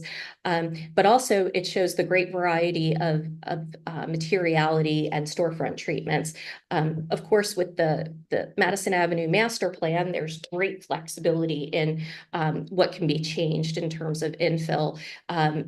It's anything that isn't historic can be replaced essentially with pretty much anything at staff level, and anything that is historic is to be retained, of course. But there is metal cladding, vitreous cladding, stone, brick, every possible iteration of materiality is introduced, and it's all very specific to the retailers and their branding and their own individual identity. So this is really a way of expressing the vibrant and necessary aspect of Madison Avenue, where you have basically this two-story presence to be able to express and draw people into your location. Moving to the exterior at the rear, here is the existing condition on the right and the proposed condition on the left. What we have is the existing two-story, the row had originally two-story extensions off of the backs of the buildings. They are in part intact back here. 694 has an existing two-story extension, and then 696 has the one-story CMU build out that I mentioned earlier that was approved by the commission in 1981. And then embedded in that is a fragment of the earlier two-story extension. And then up above, 3 floors above that have punched openings and a corbelled cornice at the top. So the proposed condition, which we looked at already, builds out the portion that's blocked. We'll look at it in plan, but builds out the footprint for the new egress stair. And then at the corner where it opens up to the other rear yards, extends only up to the top floor and maintains the historic massing at the top floor, which is sort of the typical landmarks approach to rear yard extensions. And then beyond that, there's a little bit of mechanical space that is non-visible and below the cornice line, actually, from the front facade. And all the windows will have lintels and sills, and then have blind openings to reference again the fenestration pattern on the rear elevations. In terms of the block, there's been a significant amount of change. On the bottom is the existing condition. So just to give you a sense of what happens in this row, this was from Madison, from 63rd all the way to 62nd was a continuous row with identical footprints. And this has all changed over time. Here is our building, the original 694 and 696, with our one-story extension, our two-story extensions. The buildings to the north have had approved extensions by LPC. On the at 698, it's a two-story extension, and then it has a full height exposed egress stair on the back. We'll take a look at that. And then 700 has a series of extensions, a 4-story, a 6-story, a 2-story, and a 1-story extension. And then, of course, beyond that is the 702 to 708 complex, which was the Bank of New York development. So lots of stuff happening back there. And in our proposed condition, this is the full height extension here. And you can see the building on 62nd Street. We're building up to meet that edge. So this is the extent of the area that is not open to that sort of central open space, which I can't really call green space because you'll see a photograph and understand why. It is a very sort of commercial and densely developed area. And then the 4-story extension here where the building sets back. This is the existing context. So when I described the 2-story portion of 696 that sits above the full block, the full lot extension, this is it. It is kind of subsumed in all sorts of mechanical equipment. And then you can see that entire open space, what was originally, I guess, open space in here. This on the 62nd Street block, there's a 62nd Street building. There's a 1-story extension, and then all of this mechanical sits on top of that. And so that is really what we're opening up to. This is the existing 2-story extension at 694. I'm sorry, 698, and which is all new construction, approved by the commission about 20 years ago. And then you can see the beginnings of this, but it's the egress stair that basically obstructs the entire rear elevation of 698. So just quick walk around this historically. Here's the existing, the historic row where you can see the 10 original buildings and their 2-story extensions off of the back. They were called 1-story and basement at that time because they had stoops and an actual basement. And then the stoops are stripped off. In 1912, we get storefront extensions, and the storefront extension at 692 predates us by a couple of years. But you can also see that a few changes happening, lower scale extensions off of the back of 690, and then also some changes up at the north end, including the replacement or combination of the building on the corner. The other important thing to note in the 1921 map is the dotted line between what was originally 694 and 696. This is when the buildings are connected. So this is part of the rationale for why we believe that the alterations happened in 1912 with the storefronts, because there's been based on the documentation, there's been a connection between these buildings ever since this early date. By 1930, more changes. The corner gets fully extended. So 690 gets a full height rear yard extension here. So it cuts off any connection from 62nd Street. And then, of course, at the north end of the block, the Bank of New York is constructed at that time. And they replaced the 2 buildings that had been in that location. And then these buildings are combined and start to serve Bank of New York.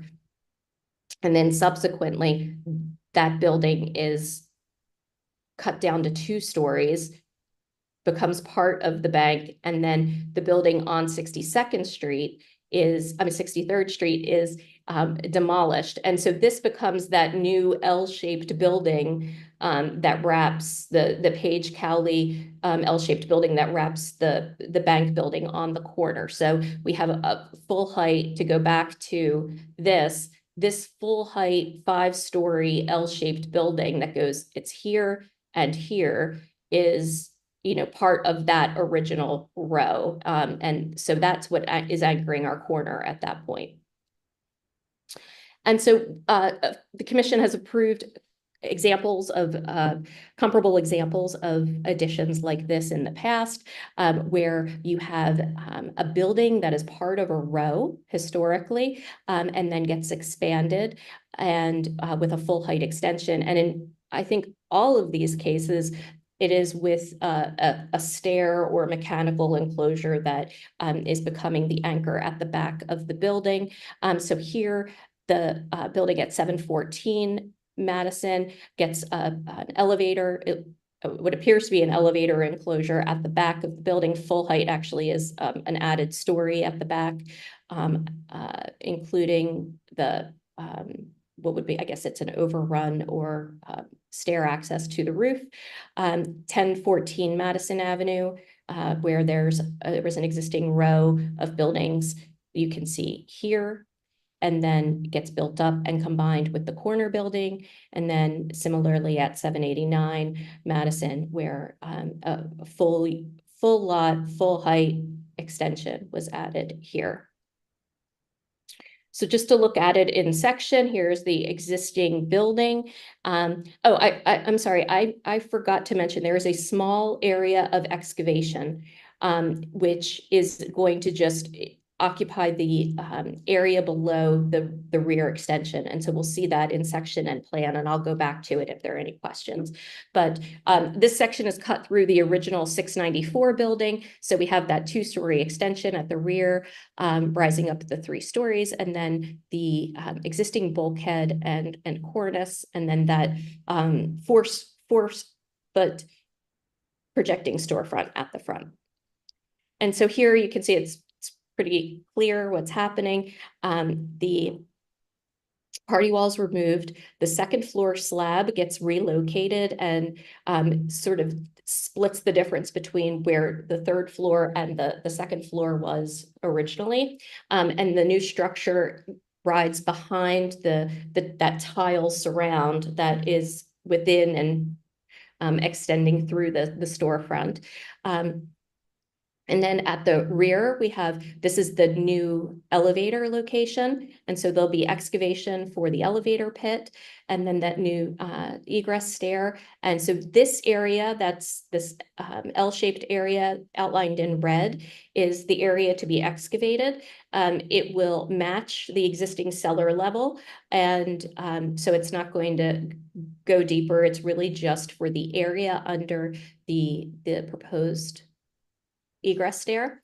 And then as we move up, this is the stair enclosure, the elevator. It's a machine roomless system, so it doesn't have a large overrun. And then that mechanical equipment that is going to be set below the level of the cornice. And this is the proposal in the context of the street, which I think it works quite nicely and is very exciting in terms of its overall design and consistent with the streetscape itself. And with that, I think if you have any questions, we're happy to answer them. Thank you for, I guess, a presentation of a thorough reworking of the building and a thorough presentation of it. So I think we need to see if there's anybody in the public who wants to comment or has a question. Well, I think we should go to the committee, and maybe they should go in reverse order. No. Thank you. Can you put with the awnings on when they are open? The awnings and with without no awnings. Yes.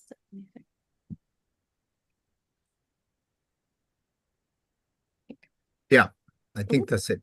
Mhm. Well, look, the without awnings, I think it makes a lot of sense. This is similar to most of the buildings on the Madison Avenue.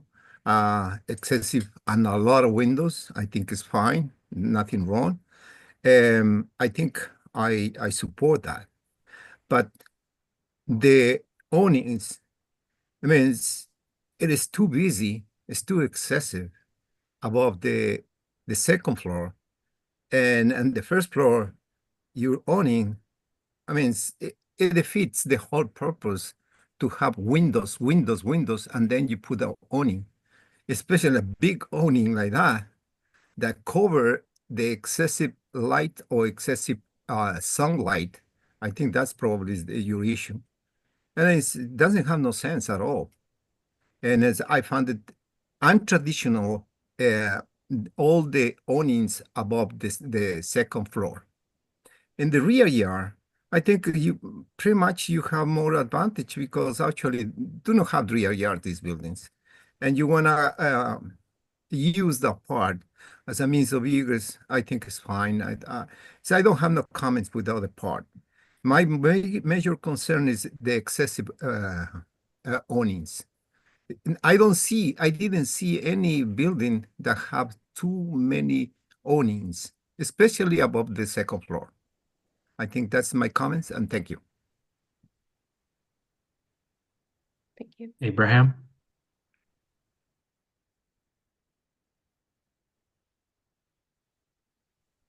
Thank you very much. Let me get on camera. Thank you very much for the thorough presentation. I don't have any questions at this moment, but I appreciate the very in-depth explanations. Thank you. Jane?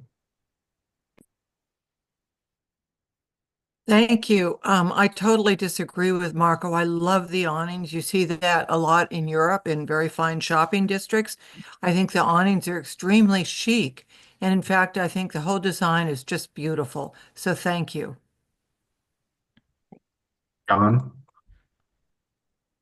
I think I agree. I think the final result looks terrific, and I have no questions or quibbles at all. Sarah? Hi.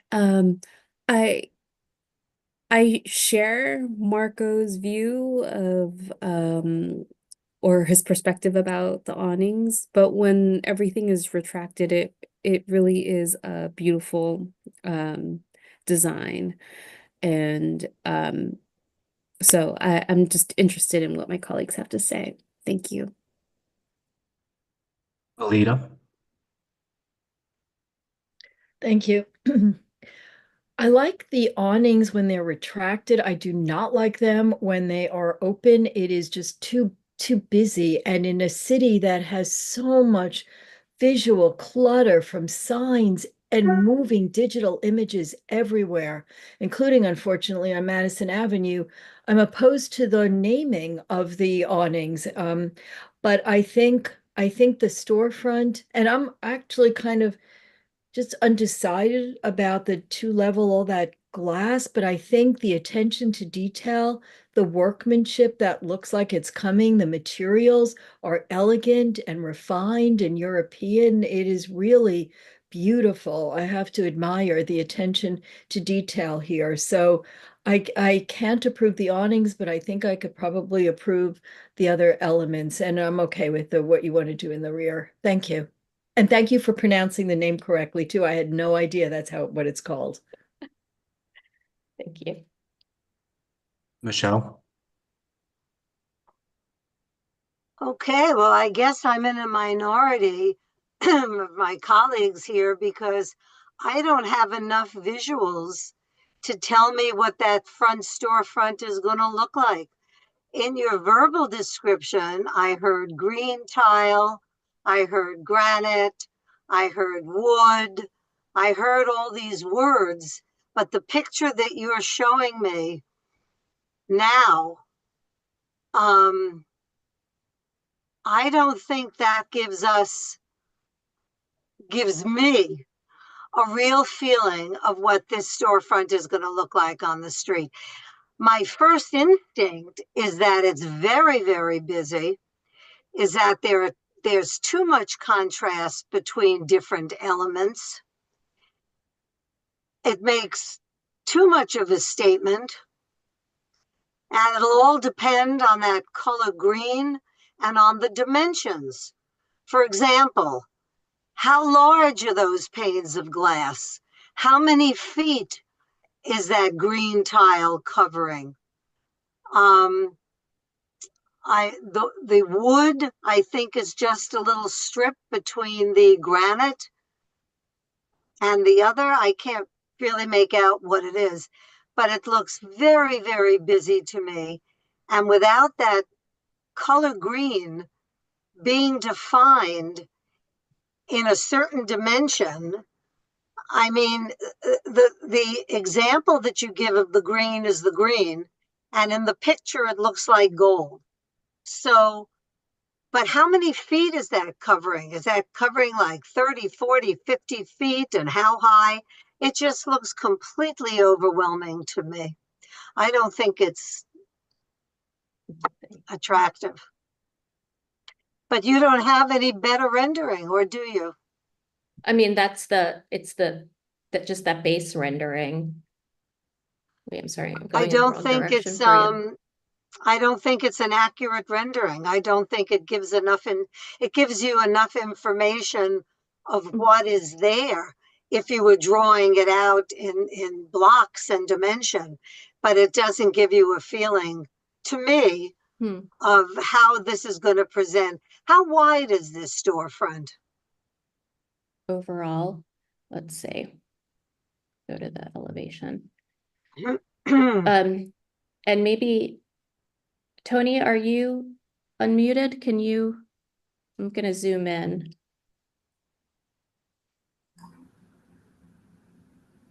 Hi. Yes, this is 40 Tony feet. Countries. Yes, 40 feet. 40 So feet typically, from. these brownstones are 20 feet wide. Mm-hmm. So overall width for the entire storefront, it's 40 feet. And how much of that is glazing? As you can see, both doors, what you see on the south end, which is on the left-hand side, and the north side as well, those are exiting doors for your egress. I'm sorry, Anything in I'm not able to understand you very well. You're a little muffled to me. These are the egress doors here. And so Michelle, I'll just sort of walk through this. So these are 4'8.5", and this is where the tile is at the exterior. This is the wood storefront, projecting storefront. And so that glazing area, that is 8 feet 4 inches wide. And then another 4'6" door. And so that's mimicked on both of the buildings. So that the doors are tiled or glass? Tiled. Okay. So this plane is the tile, and then where the storefront projects out, the tile slides, it's up at the upper floor, at the second floor, and that's creates an archway basically within the storefront. So if I go back to, let me go back to the rendering for you. Sorry, here we go. So this is the setback portion. This is the 8 foot wide storefront, and then another 4'6" door. And then the tile here is at the exterior because this is set back. And then the storefront pops out. So this slides behind. This is behind the storefront glazing here. So you have exposed tile, storefront glazing with the tile behind it, and then exposed tile here. And then this is a glazed door for the store.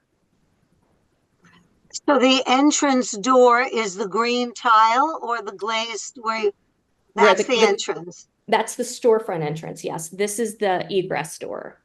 Oh, okay. And how about on the other side? Same thing. This is the egress door, and it goes down to the cellar level, and then the storefront, and then the retail entry. It's difficult looking at this to tell where your entry to the store is. But, so I imagine well, somebody else will have some issues with that, I suppose. All right, I think it's a bit much. Where's your lighting? Is your lighting interior, exterior? Where's your lighting? Is your etched name of the store, is that etched?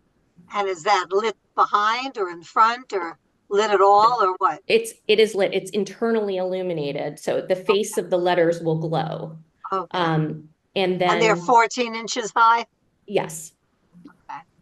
And then there's lighting in, let's go down.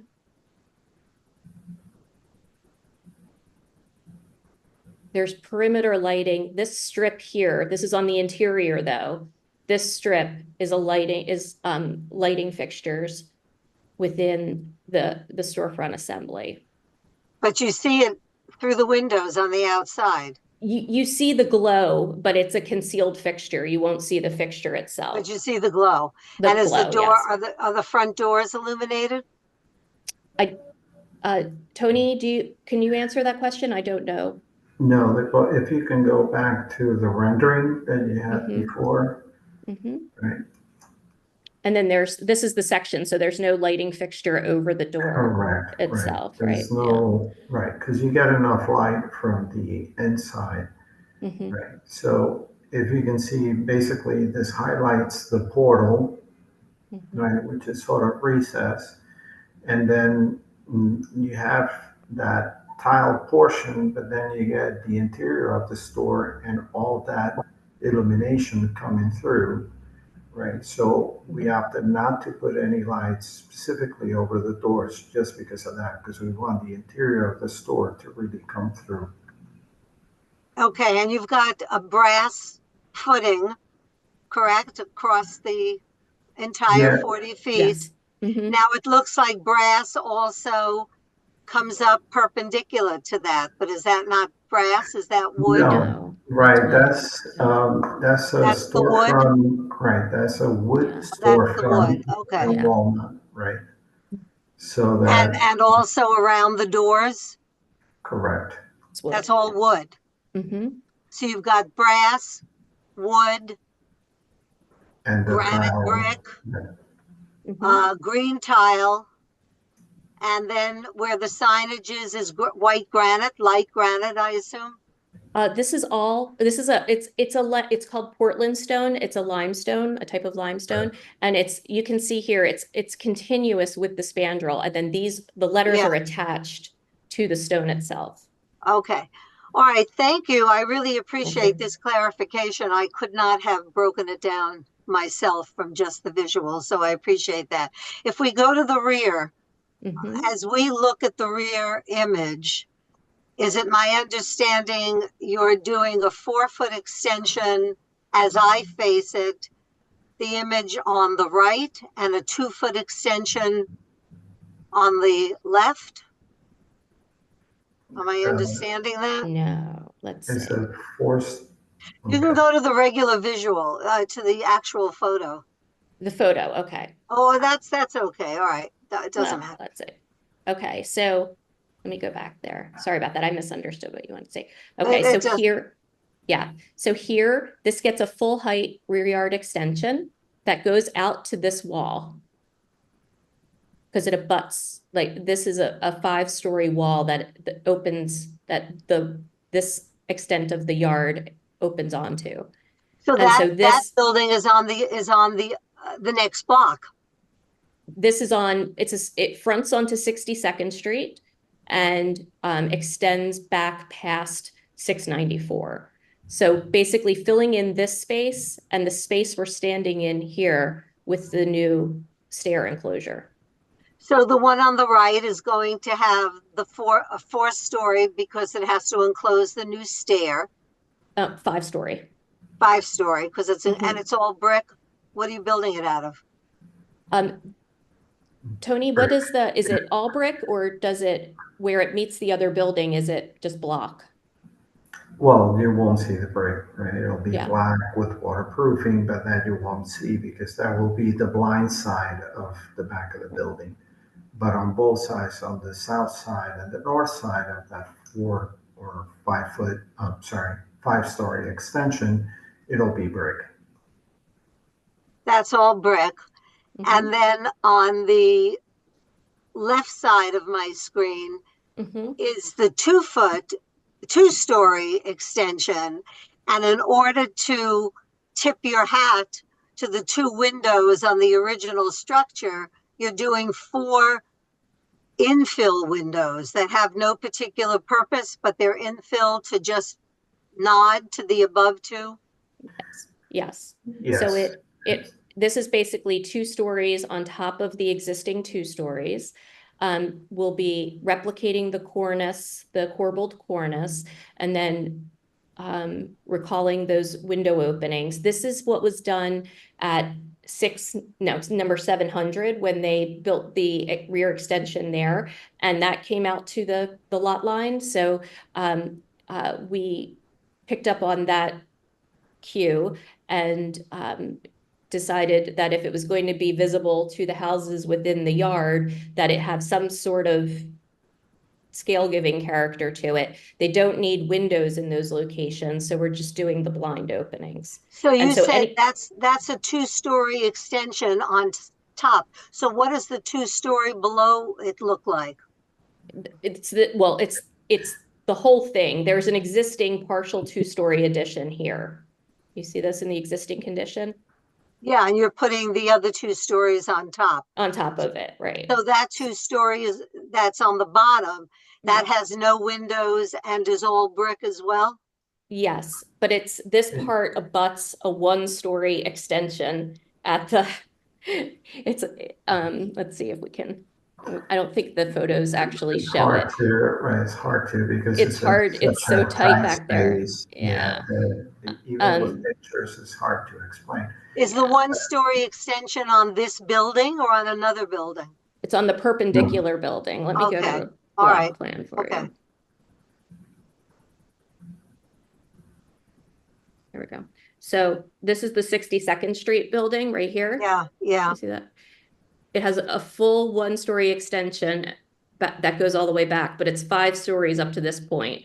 So that's where like our 5-story extension lines up with that. And then our partial extension here is blocked by this 1-story extension. So there's no yard back there? No yard. Okay. All right. In terms of the mechanicals, this is what it looks like. This is I see. Yeah. I see. You ought to keep these pictures. There's hardly anything like this anywhere. Well, we're hoping to improve all of that because I think that's the point, right? Our building will not have that, right? Let me just say this, almost anything would be an improvement. So, but let me also understand that the mechanicals will not be visible because they're behind the height of the front of the building, correct? Yes. Correct. Okay. And to sum up, the whole exterior is basically brick. Yes. Anything that's visible is brick, yes. Anything that's exposed is brick. Is brick, yes. And it's this color, regular color brick, or beige brick, or painted brick, or what? Red brick. Red brick. Okay. All right. I appreciate it. Thank you very much. I will have to think. Thank you. Thank you. Gail? Thank you. Actually, most of my questions have been answered. But I do want to point out that in your presentation, you talked about the consistency of the brownstones on the block above the 2-story spaces. And you showed the one photo of all the buildings on the block. And that's the one where you also show, I don't know if it had the awnings or not, but when I looked at just how consistent all these buildings are, although I do think that awnings can be elegant, I think it's going to just draw the eye to the awnings because the other buildings are so consistent in height and in size that it's going to look like how come there's something different here as compared to elsewhere on Madison. You've got buildings of different heights and different widths as well. So I join with a lot of my colleagues to, although I like awnings, I'm not certain that the awnings above the two-story retail space really works with this particular building. I am curious, I know you said that the signage on the front facade on the retail space is 14 inches. Now, on those awnings, were they to be approved at the floors above, what size is the lettering? Tony, do you The- have that dimension? I believe, I want to say skirt- they're somewhere around 6 to 8 inches maybe, Yeah. because the skirt doesn't give you room for much more than that. Yeah, the skirt Yeah. is actually 4 inches. So, I mean, this is showing 4 inches. So that would mean that the signage would have to be smaller than that if that is accurate, Tony. But Okay. we'll verify that dimension. Yeah, we'll verify that, but I wanted to point I something think for out. purposes of tonight, not to interrupt, you have a 4-foot fascia there. I think you have to assume the sign is no more than 3-inch letters. 3 inches, yep. And you've mentioned all the dimensions on the rear yard. What is the existing rear yard elevation and what is the proposed elevation? Because we talk about adding a story, adding 3 stories here, whatever. Just what are we talking about in the way of difference? In dimension. Okay, let's go there. Tony, you might have this before I even get to the elevator, but I mean to the elevation. So the existing elevation to the roof is 50, sorry, my old lady eyes, I can't see anything. 55 and a half. And I think that's the cornice height, and we're going to 62, 8 1/4. So not that much of a difference. No, so this is the this is the existing roof line, and then this is the area above that that's added above the height of the existing. So I need Thank to you. delta. Those are my questions. I would just add that in terms of the awnings on the upper floors, I think I mentioned it, but at staff level, you can have awnings on all of the floors. The question before the commission will be the signage, the signage on those awnings. No worries. So just wanted to clarify that. The awnings and the windows can be approved at staff level. They can, yes. Without sign, it's just the signage. Just the sign. However, for purposes of tonight, are the awnings on the windows part of what we are considering? It's yes, I guess technically because there's signage on them. Okay. Elizabeth? Thank you. I have nothing to add or to ask. Thank you very much. Christina? All my questions have been answered. Thank you very much. David and Anthony? I actually agree completely with Jane. This is very chic, very appropriate to Madison Avenue, and it is just fine in every way. Thank you. Well, I also agree with Jane and Anthony. However, I do want to say that I'm a little disappointed in the level of the presentation. I do think that Michelle is absolutely right, that the perspective is not as fully detailed as it could be, number one. Number two, it's not as large somehow as it could have been in terms of our ability to see it on screen. And secondly, one of the things I like about the storefronts is the complexity. But I don't think that the elevation, or rather the rendering, even fully shows the level of the complexity. And I don't think there were any details that were drawn large enough, except for one or two, which were not, which were sort of elevations of the sides of the storefronts.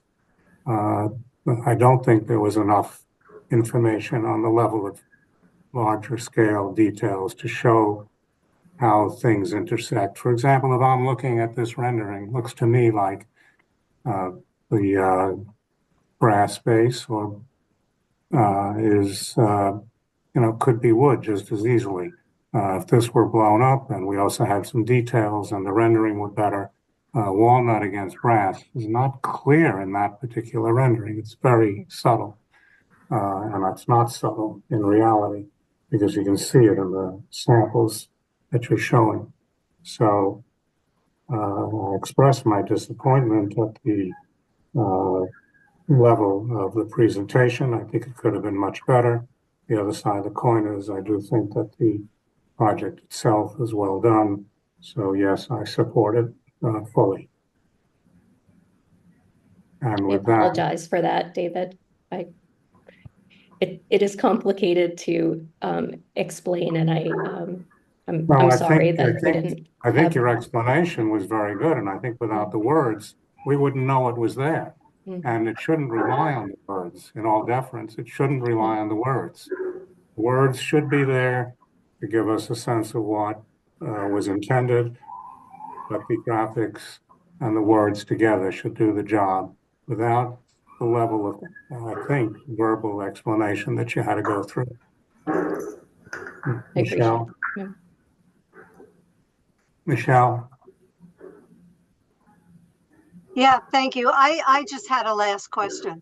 What's the dimension of the awning on the main floor? That's 8 feet, but Sorry, couldn't hear. 8 feet. 8. 8 by 40, or minus the trim, 8 by 40. Let's get to it. It is 8 feet, but and Tony, do you know this dimension, the projection? Oh, it's there. Sorry. It's right there. Let me. It is 1 foot 1 1/4 from the glaze from the wood infill. Yep. So it's only extending out a little bit. 6 inches. Yeah. Oh, okay. And the length of it is the whole width of the storefront, correct? Yes, it goes from wood to wood within the. Let's Within go back that, to the so it's whatever that- exactly attaching to the infill. Exactly. And are we allowed to comment tonight about the upper floor awnings if we like the awnings? But it seems to me that all those awnings do not have to have the name of the business on them. I can see them without any signage. To me, would make much more sense than I would think. And what's the projection of those from the window? Get there for you. Yeah, just go back to the section. Oh, sorry. I keep hitting the minimize button instead of the page down. Sorry. Here we go. And the cream color is as shown. That's accurate. So they are 2 feet, 3 feet 2 in length with the skirt, and they project from the window, from the frame, 1 foot 1 1/4 inches. Okay. And they're attached at the window itself, not at the masonry. They're retractable, right? Yes. Yeah, okay. Thank you very much. Will we now have a resolution, please? I move a resolution to approve as presented. Is there a second?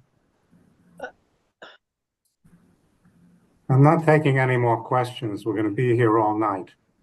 It's not a question, it was a proposal to break it into two parts, since a lot of us have difficulty with the writing on the awnings.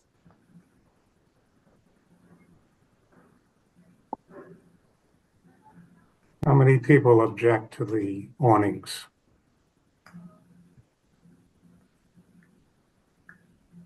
I don't see enough to warrant that, Alita. So Okay. we're going to do it as one presentation. Okay, thank you for checking. Do I have a second to the resolution? A second. Somebody, thank you, Jane Jane. did. Jane did. Thank you, Jane. And Abraham. And Abraham, thank you. Any objections to voting? So please call the roll. Go. Is this a separated vote No. or? No, this is approval as presented. There are no separations. Very good, thank you. Marco? Abstain. Abraham? I support this. Jane? Yes. John?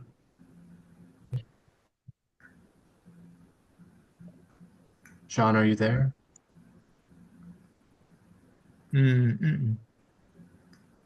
David? Yes. Anthony? Yes.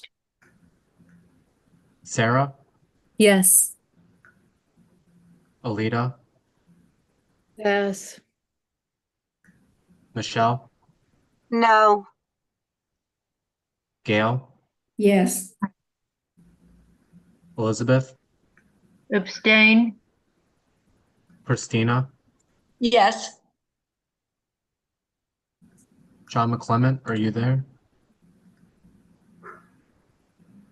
I don't see him, Kevin. Okay. Okay. All yours, Anthony. Thank you. Thank you. Thank you. Thank you, Aaron, and thank you, David. Now, the item number 4 is 41 and 43 East 70th Street. Peter Penoyer, who I see here, is. So Anthony, sorry to interrupt you. John McClement was here under a different name. John, what was your vote? Oh. I approve. I don't know what name you have me under, but I. Well, there you are. Yeah, I'm here and I approve. Okay, thank you. Sorry. Sorry about that. There are two buildings. There is a Regency Revival building designed by Mott Schmidt and built in 1928, 1929.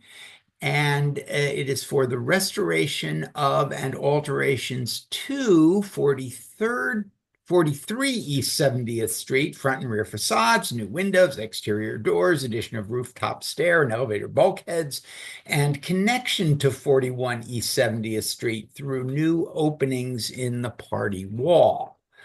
So this is a very interesting project to somewhat dissimilar buildings that Peter has contrived to combine. So go ahead, Peter. Oops, you're muted. Yeah, There. thank you. Thank you, Tony. I am here with my partner, Jennifer Jarek Harris, and Lucas Heffley of my office.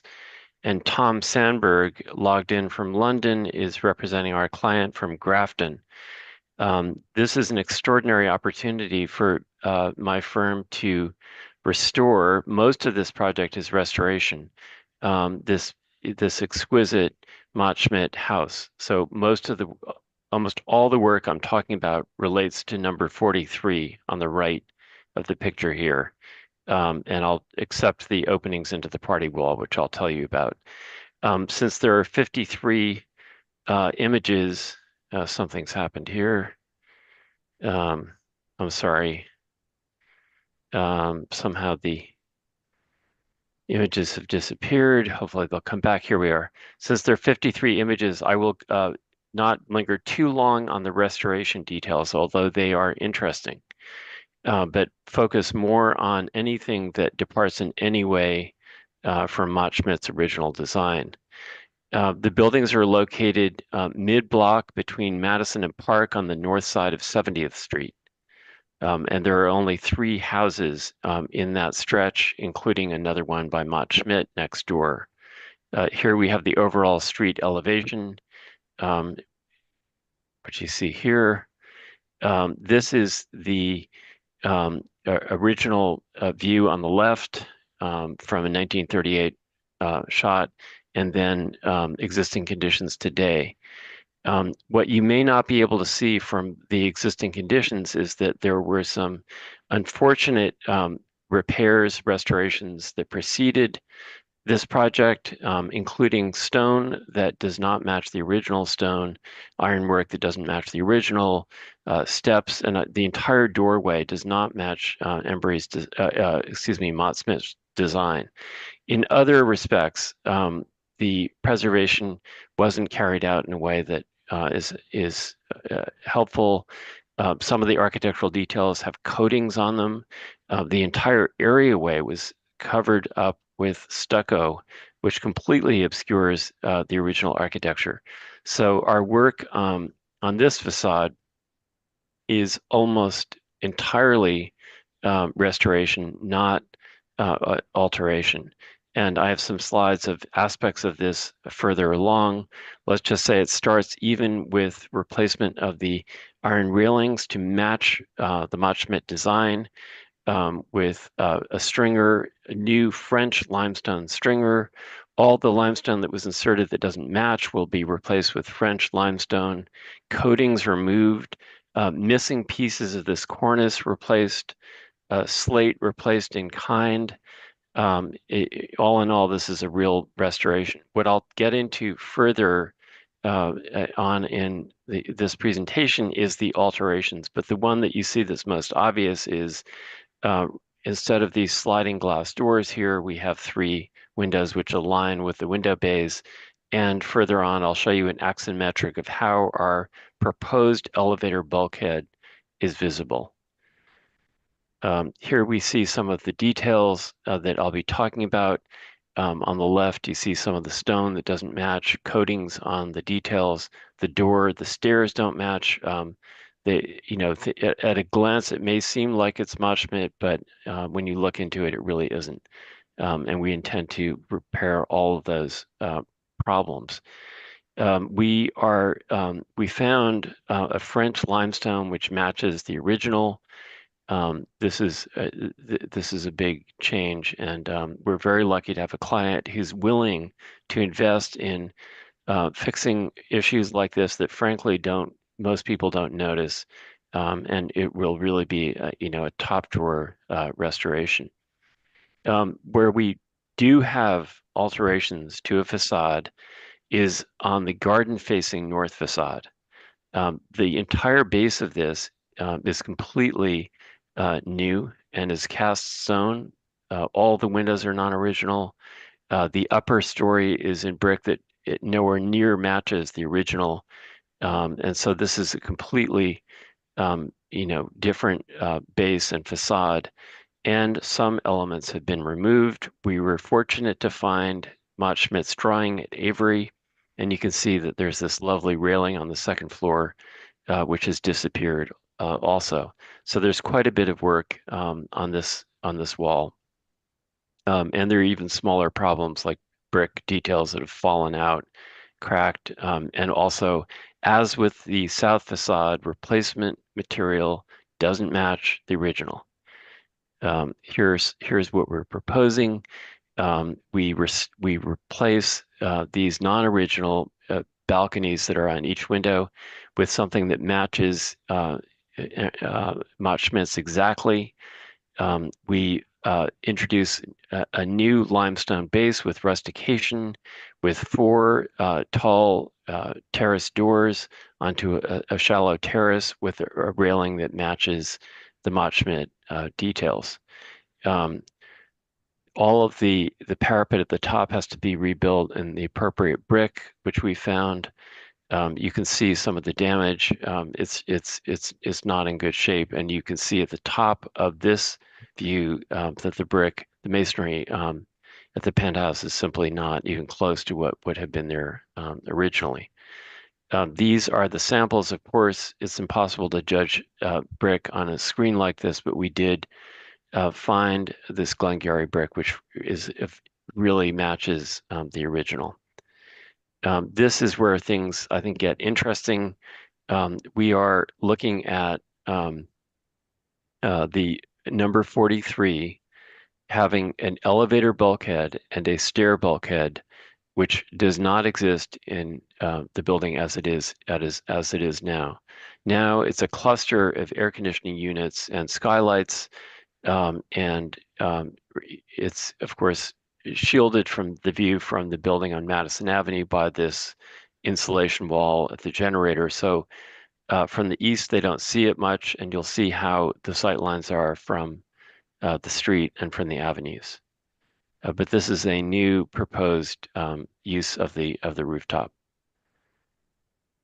These are the sight lines, the existing sight lines, but I think it's more useful to see the proposed sight lines. This is the sight line over that parapet, and it catches the top of the elevator bulkhead. If you extend that line, it does not. You would not be able to see anything basically beyond the plane at the elevator bulkhead. This shows the locations of the views that gave you the most exposure of the new elements. On the left is from the southeast corner of 70th Street and Madison Avenue, and you can just make out a little bit of it there. In the middle is the opposite side. The only thing you can see is the very top of the elevator bulkhead, which is projecting above the existing parapet. Likewise, from the corner of Park Avenue and 70th, you do get a little bit of it. Here are the mock-ups. This is from the opposite side, from Park Avenue on the right and Madison Avenue on the left.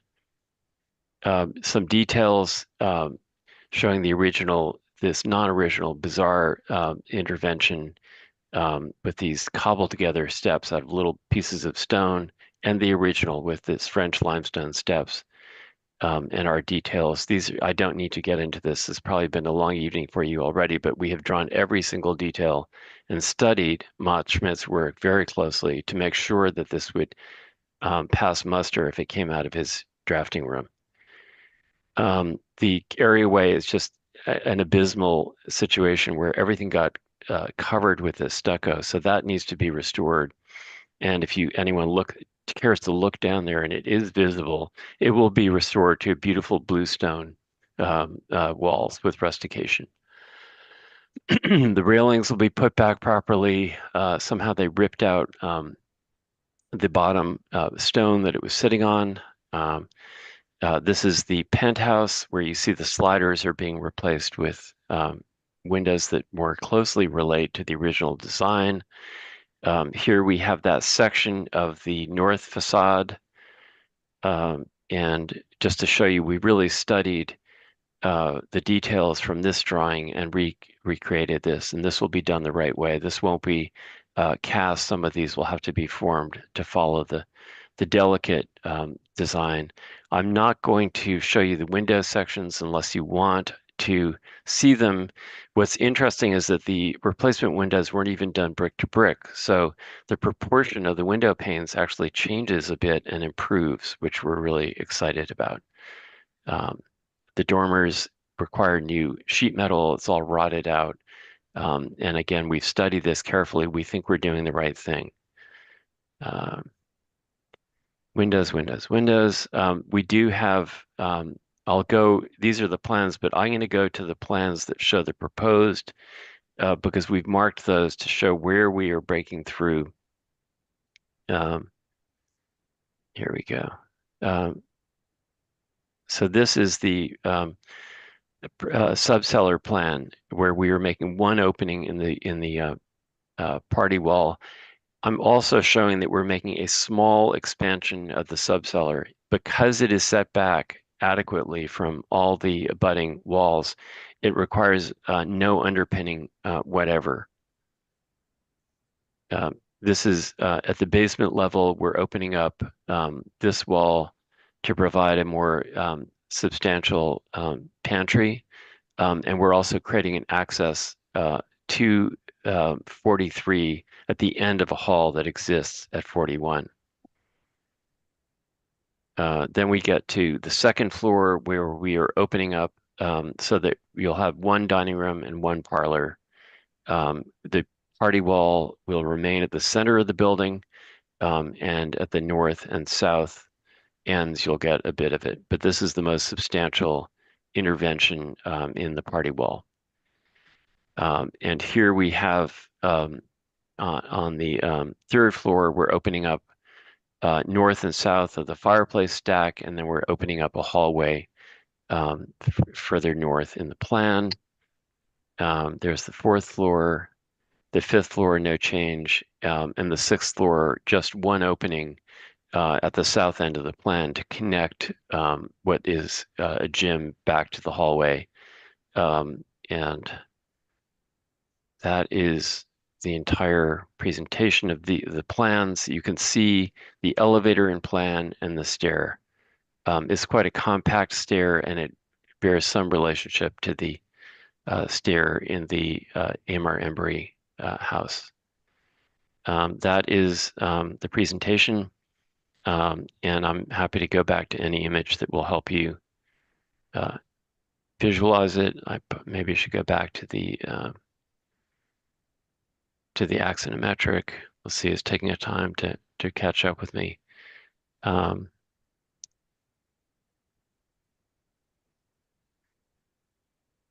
Yeah, here we go. I think this is the most telling as to the extensions on the rooftop. Okay, thank you, Peter. That was thorough and quick. And I think you explained the architectural aspects of the project very well. Thank you. And so do we have any members of the public? We do not. I don't think, no. Okay, so let's go to the committee. Let's front to back. Elizabeth?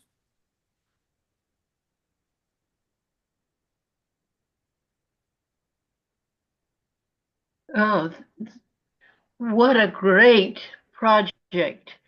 What a relief to have every aspect of the original architecture and the original architect's purpose respected and found, including we've seen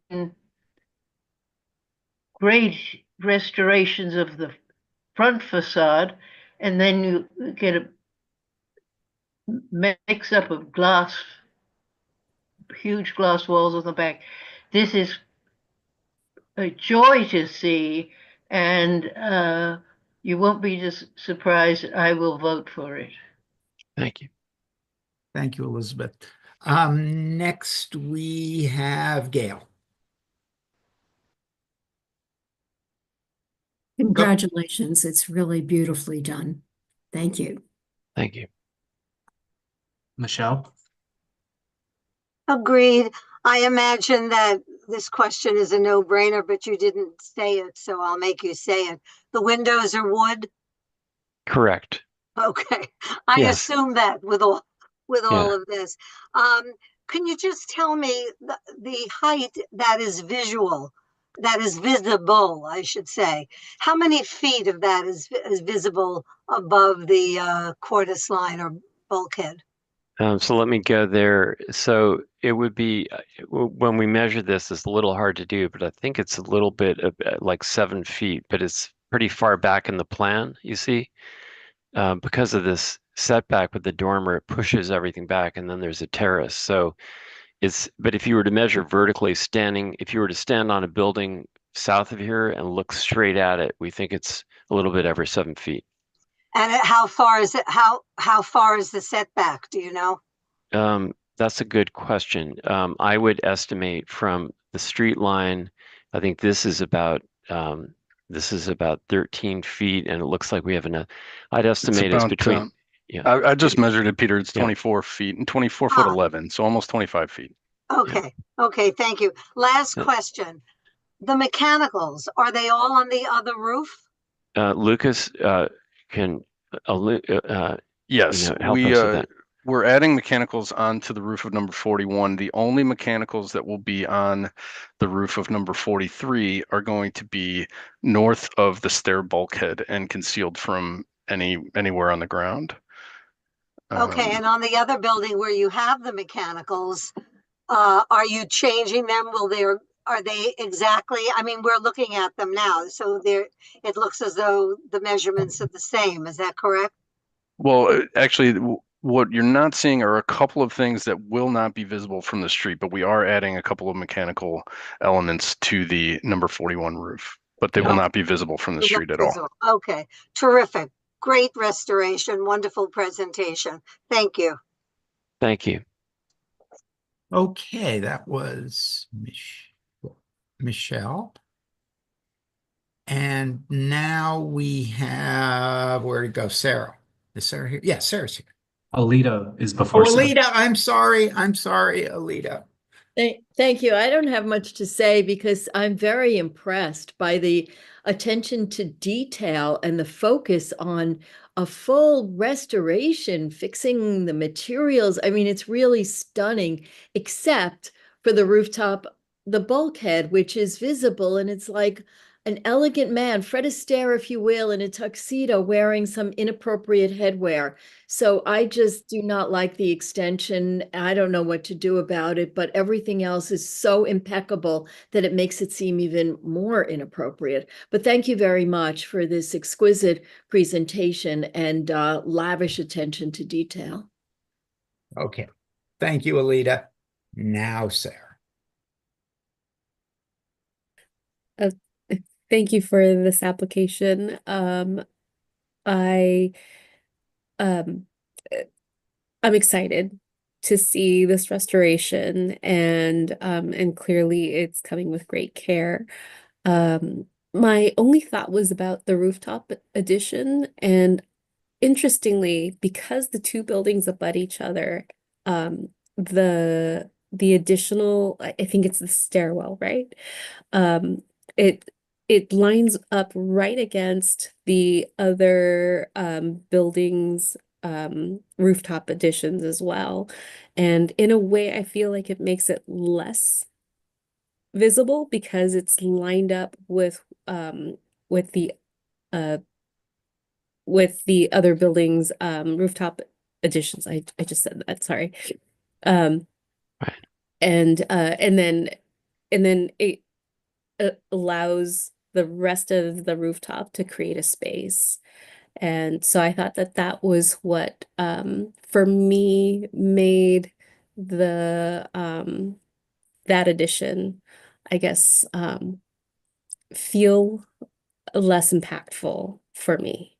But thank you for the restoration. Thank you. Okay. John? Yeah. Oh, all right. I have no questions. Jane? It's so beautiful. Nobody has mentioned the use. What is the use? Residential. Okay, thank you. No, it's beautiful. Thank you. Abraham? Very beautiful, also very thoughtful. So no questions on my end. Marco? Thank you. I think always I believe there are two types of approach to the project. Those that preserve the historical value and those that innovate. You are in the first group, and I think you are the leader in that part. And for that, I congratulate you and I will support your application. Thank you. Christina? It's good to see you, Peter. Thank you for Good your to see you. presentation. Thank you. David Anthony? I think it's a very, very well done restoration. Thank you, Peter. Certainly, I'll be supporting it. Thank you, David. I actually have a question, and it's really just curiosity. The It looks from the photos and the drawings that you are restoring the original ionic pilasters at the entrance. What are those going to be made of? Those are wood. Okay. Those are Just wood, curious. yes. I'm not that was it was not a comment beyond yeah. that. Because it's a question that comes up every so often. What do you do? Yeah, and Lucas, by the way, I should credit my partner, Jennifer and Lucas for the whole team that did this. I feel, when I get thanks, I feel it really is embarrassing because they really are. Lucas, this is wood, correct? Am I correct? Painted wood Yes, is what we're painted wood. proposing. Yeah, Yes. yeah. This is an exquisite restoration, and we can only hope that it is built as well as it has been imagined. So is there a motion? Jane? Is it to approve, Jane? It appears Jane has made a motion to approve. Is there a second? I see Abraham. Second. And Gail and Michelle. Okay, so I think we go to a vote.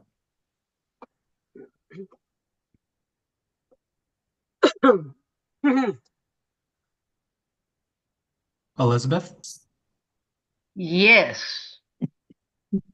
Gail, Yes. Michelle, Yes. Alita, Thank you, yes. The thank you was for Peter. Sarah, Yes. Anthony, Yes. David, Yes. John, Yes. Jane, Yes. Abraham, Yes. Marco, Yes. Christina. Yes.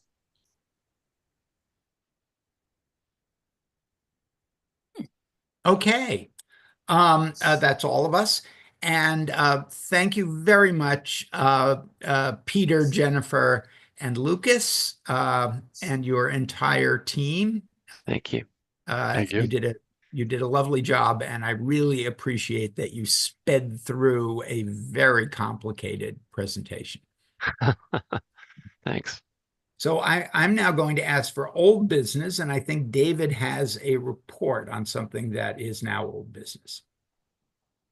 The only thing we have on old business, unless somebody else does, Valerie, Anthony, and I spoke today about the Russell Page Garden and how we should proceed on it. Les Samuels is providing us with a lot of information. We're going to be packaging it and getting it to the committee right after the new year. There's no way to get the Frick here for Wednesday night. However, Valerie is writing a letter telling the Frick that it is going to be on our agenda at the full board meeting in January, and that we expect them to attend.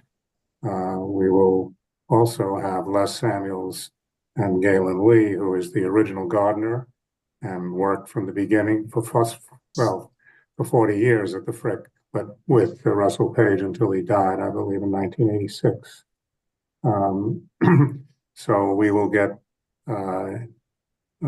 what was originally proposed, what the Frick is doing now, because on the one hand, they have promised that they will replicate the garden, but on the other hand, in some of the information that we've already seen preliminarily, it's clear that the Frick publicly seemed to indicate and promised that they would replicate the garden, but in some of the internal that we see or other correspondence, it appears that their intention was to allow the garden to evolve. And in fact, they say that. They say that as the building is evolving, so will the garden evolve. And they were trusting Lyndon to be the person to appropriately allow the garden to evolve. I'm not so sure what that all means, particularly since we know that there's only 2 to 3 feet of soil, and we know that it was actually measured by Galen Lee, the original gardener. So the idea would be to have the public hear what was promised, what the Frick has to say today, what Les and Galen have discovered. They understand they have 2 minutes each, but they understand that they can stack up people and give it all to 1 or 2 people. So we'll hear from both Les and Galen. And I think if the Frick understands there's going to be a resolution, hopefully that will bring them to the table or to the meeting. So the idea is that we as a committee would discuss it that Monday night. Based on everything we know at that point, we would come up with a resolution.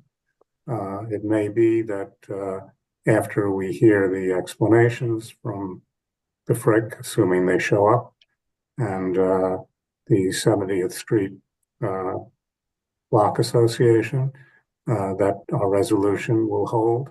If it needs to be modified, it'll get modified. But the intent is to have a resolution. The resolution will go to the Landmarks Preservation Commission and perhaps to the Board of Standards and Appeals, because when they got their variance approved, part of that approval was that the garden was going to be replicated. And our understanding from what we've learned so far is that sometimes the BSNA can be much more restrictive and stringent in their approach than the landmarks. So that summarizes it for you. There's really nothing new to share with you about what I've just told you, but you're all going to have a very substantial package to look at after the new year. And then I'm sure we'll have a lengthy discussion at our first meeting that will evolve into a resolution. So Jane, you have a question? Yes, thank you so much for taking the lead on this, you and Anthony. It's really sort of egregious what's been going on. My question is this: the Frick's going to be invited or to come to the full board meeting in January, but we as a committee will discuss it before then and come up with a resolution. Is that my understanding? That is correct. And we may find sometimes resolutions do get modified at the full board.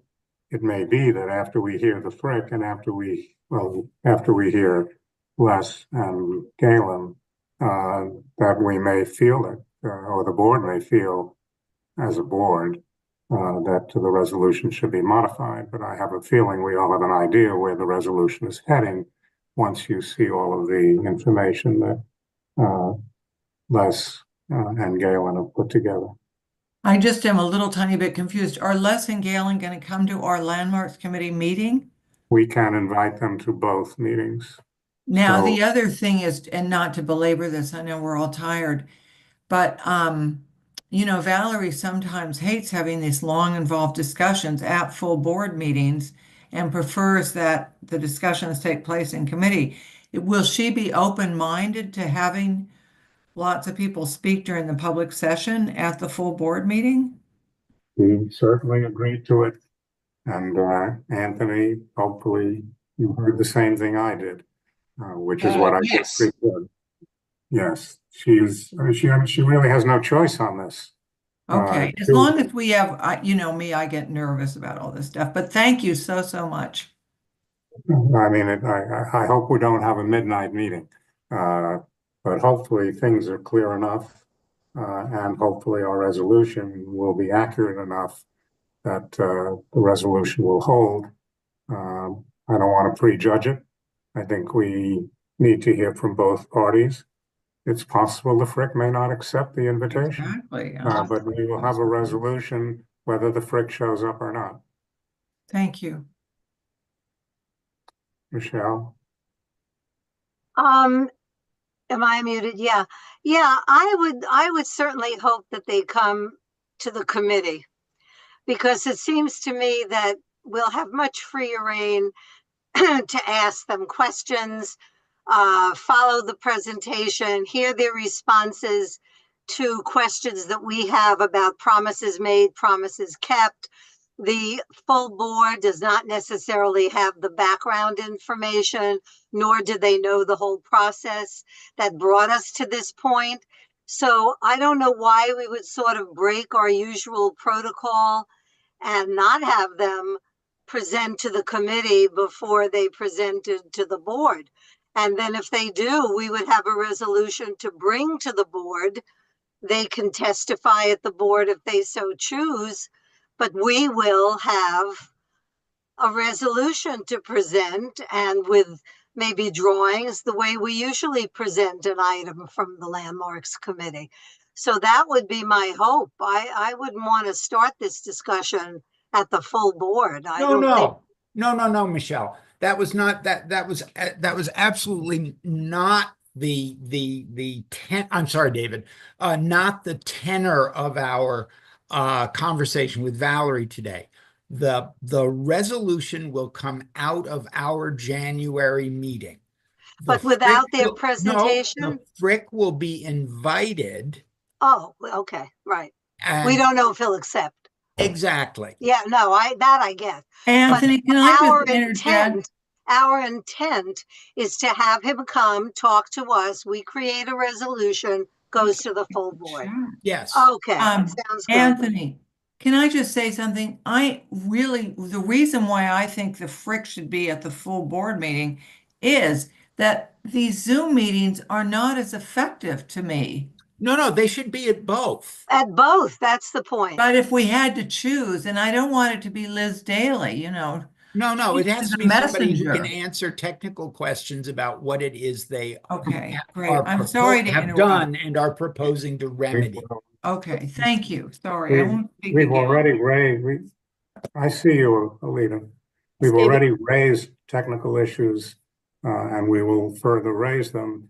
We can invite them to both meetings, but I'm in agreement with Jane that if they're going to come to one of them, I think they want to come to the full board. Yes. And there's nothing like being in person. I'm not Exactly. involved with Zoom meetings. Alita? Question, will they and Les Samuels and the landscape guy, I'm not good at names, have the same amount of time? Because the Frick, when they came before the full board on both the BSA and the landmarks applications, they had a lot of people in the audience, art history professors at Columbia and people from the other museums. And they're going to do that with horticulturists in order to sway the board, who many members might not actually believe in landmarks. And I think we've seen that from some of the votes. So that would be my concern, especially if they don't show up at the landmarks committee and only show up at the full board. I think that should be pointed out very, very clearly that they've chosen to come. But as Jane said, you have to be prepared for the public hearing. And I hope that could be communicated to Les as well. Well, the other thing we can do is we can literally give them equal time.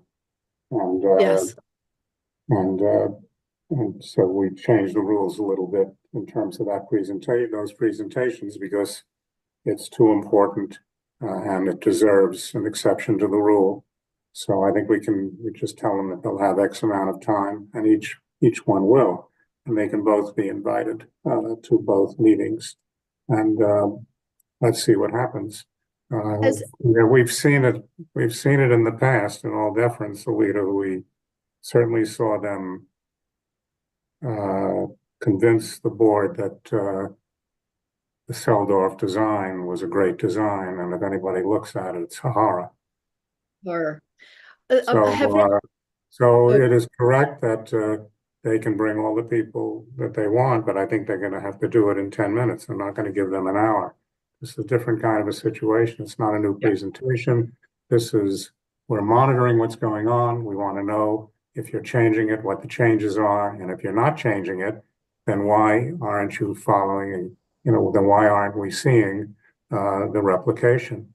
And I think you'll see when you get all the information, which is, as I say, we're getting more and more, and it's being assembled for all of us.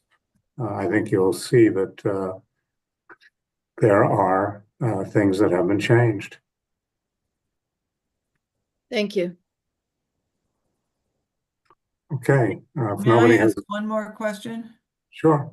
I wasn't going to talk, but in that Peter Penoy presentation, the two houses, the use, is it a single family house or is it, he said residential, but it is a single family. Rest assured, that's not going to be other than a single family house.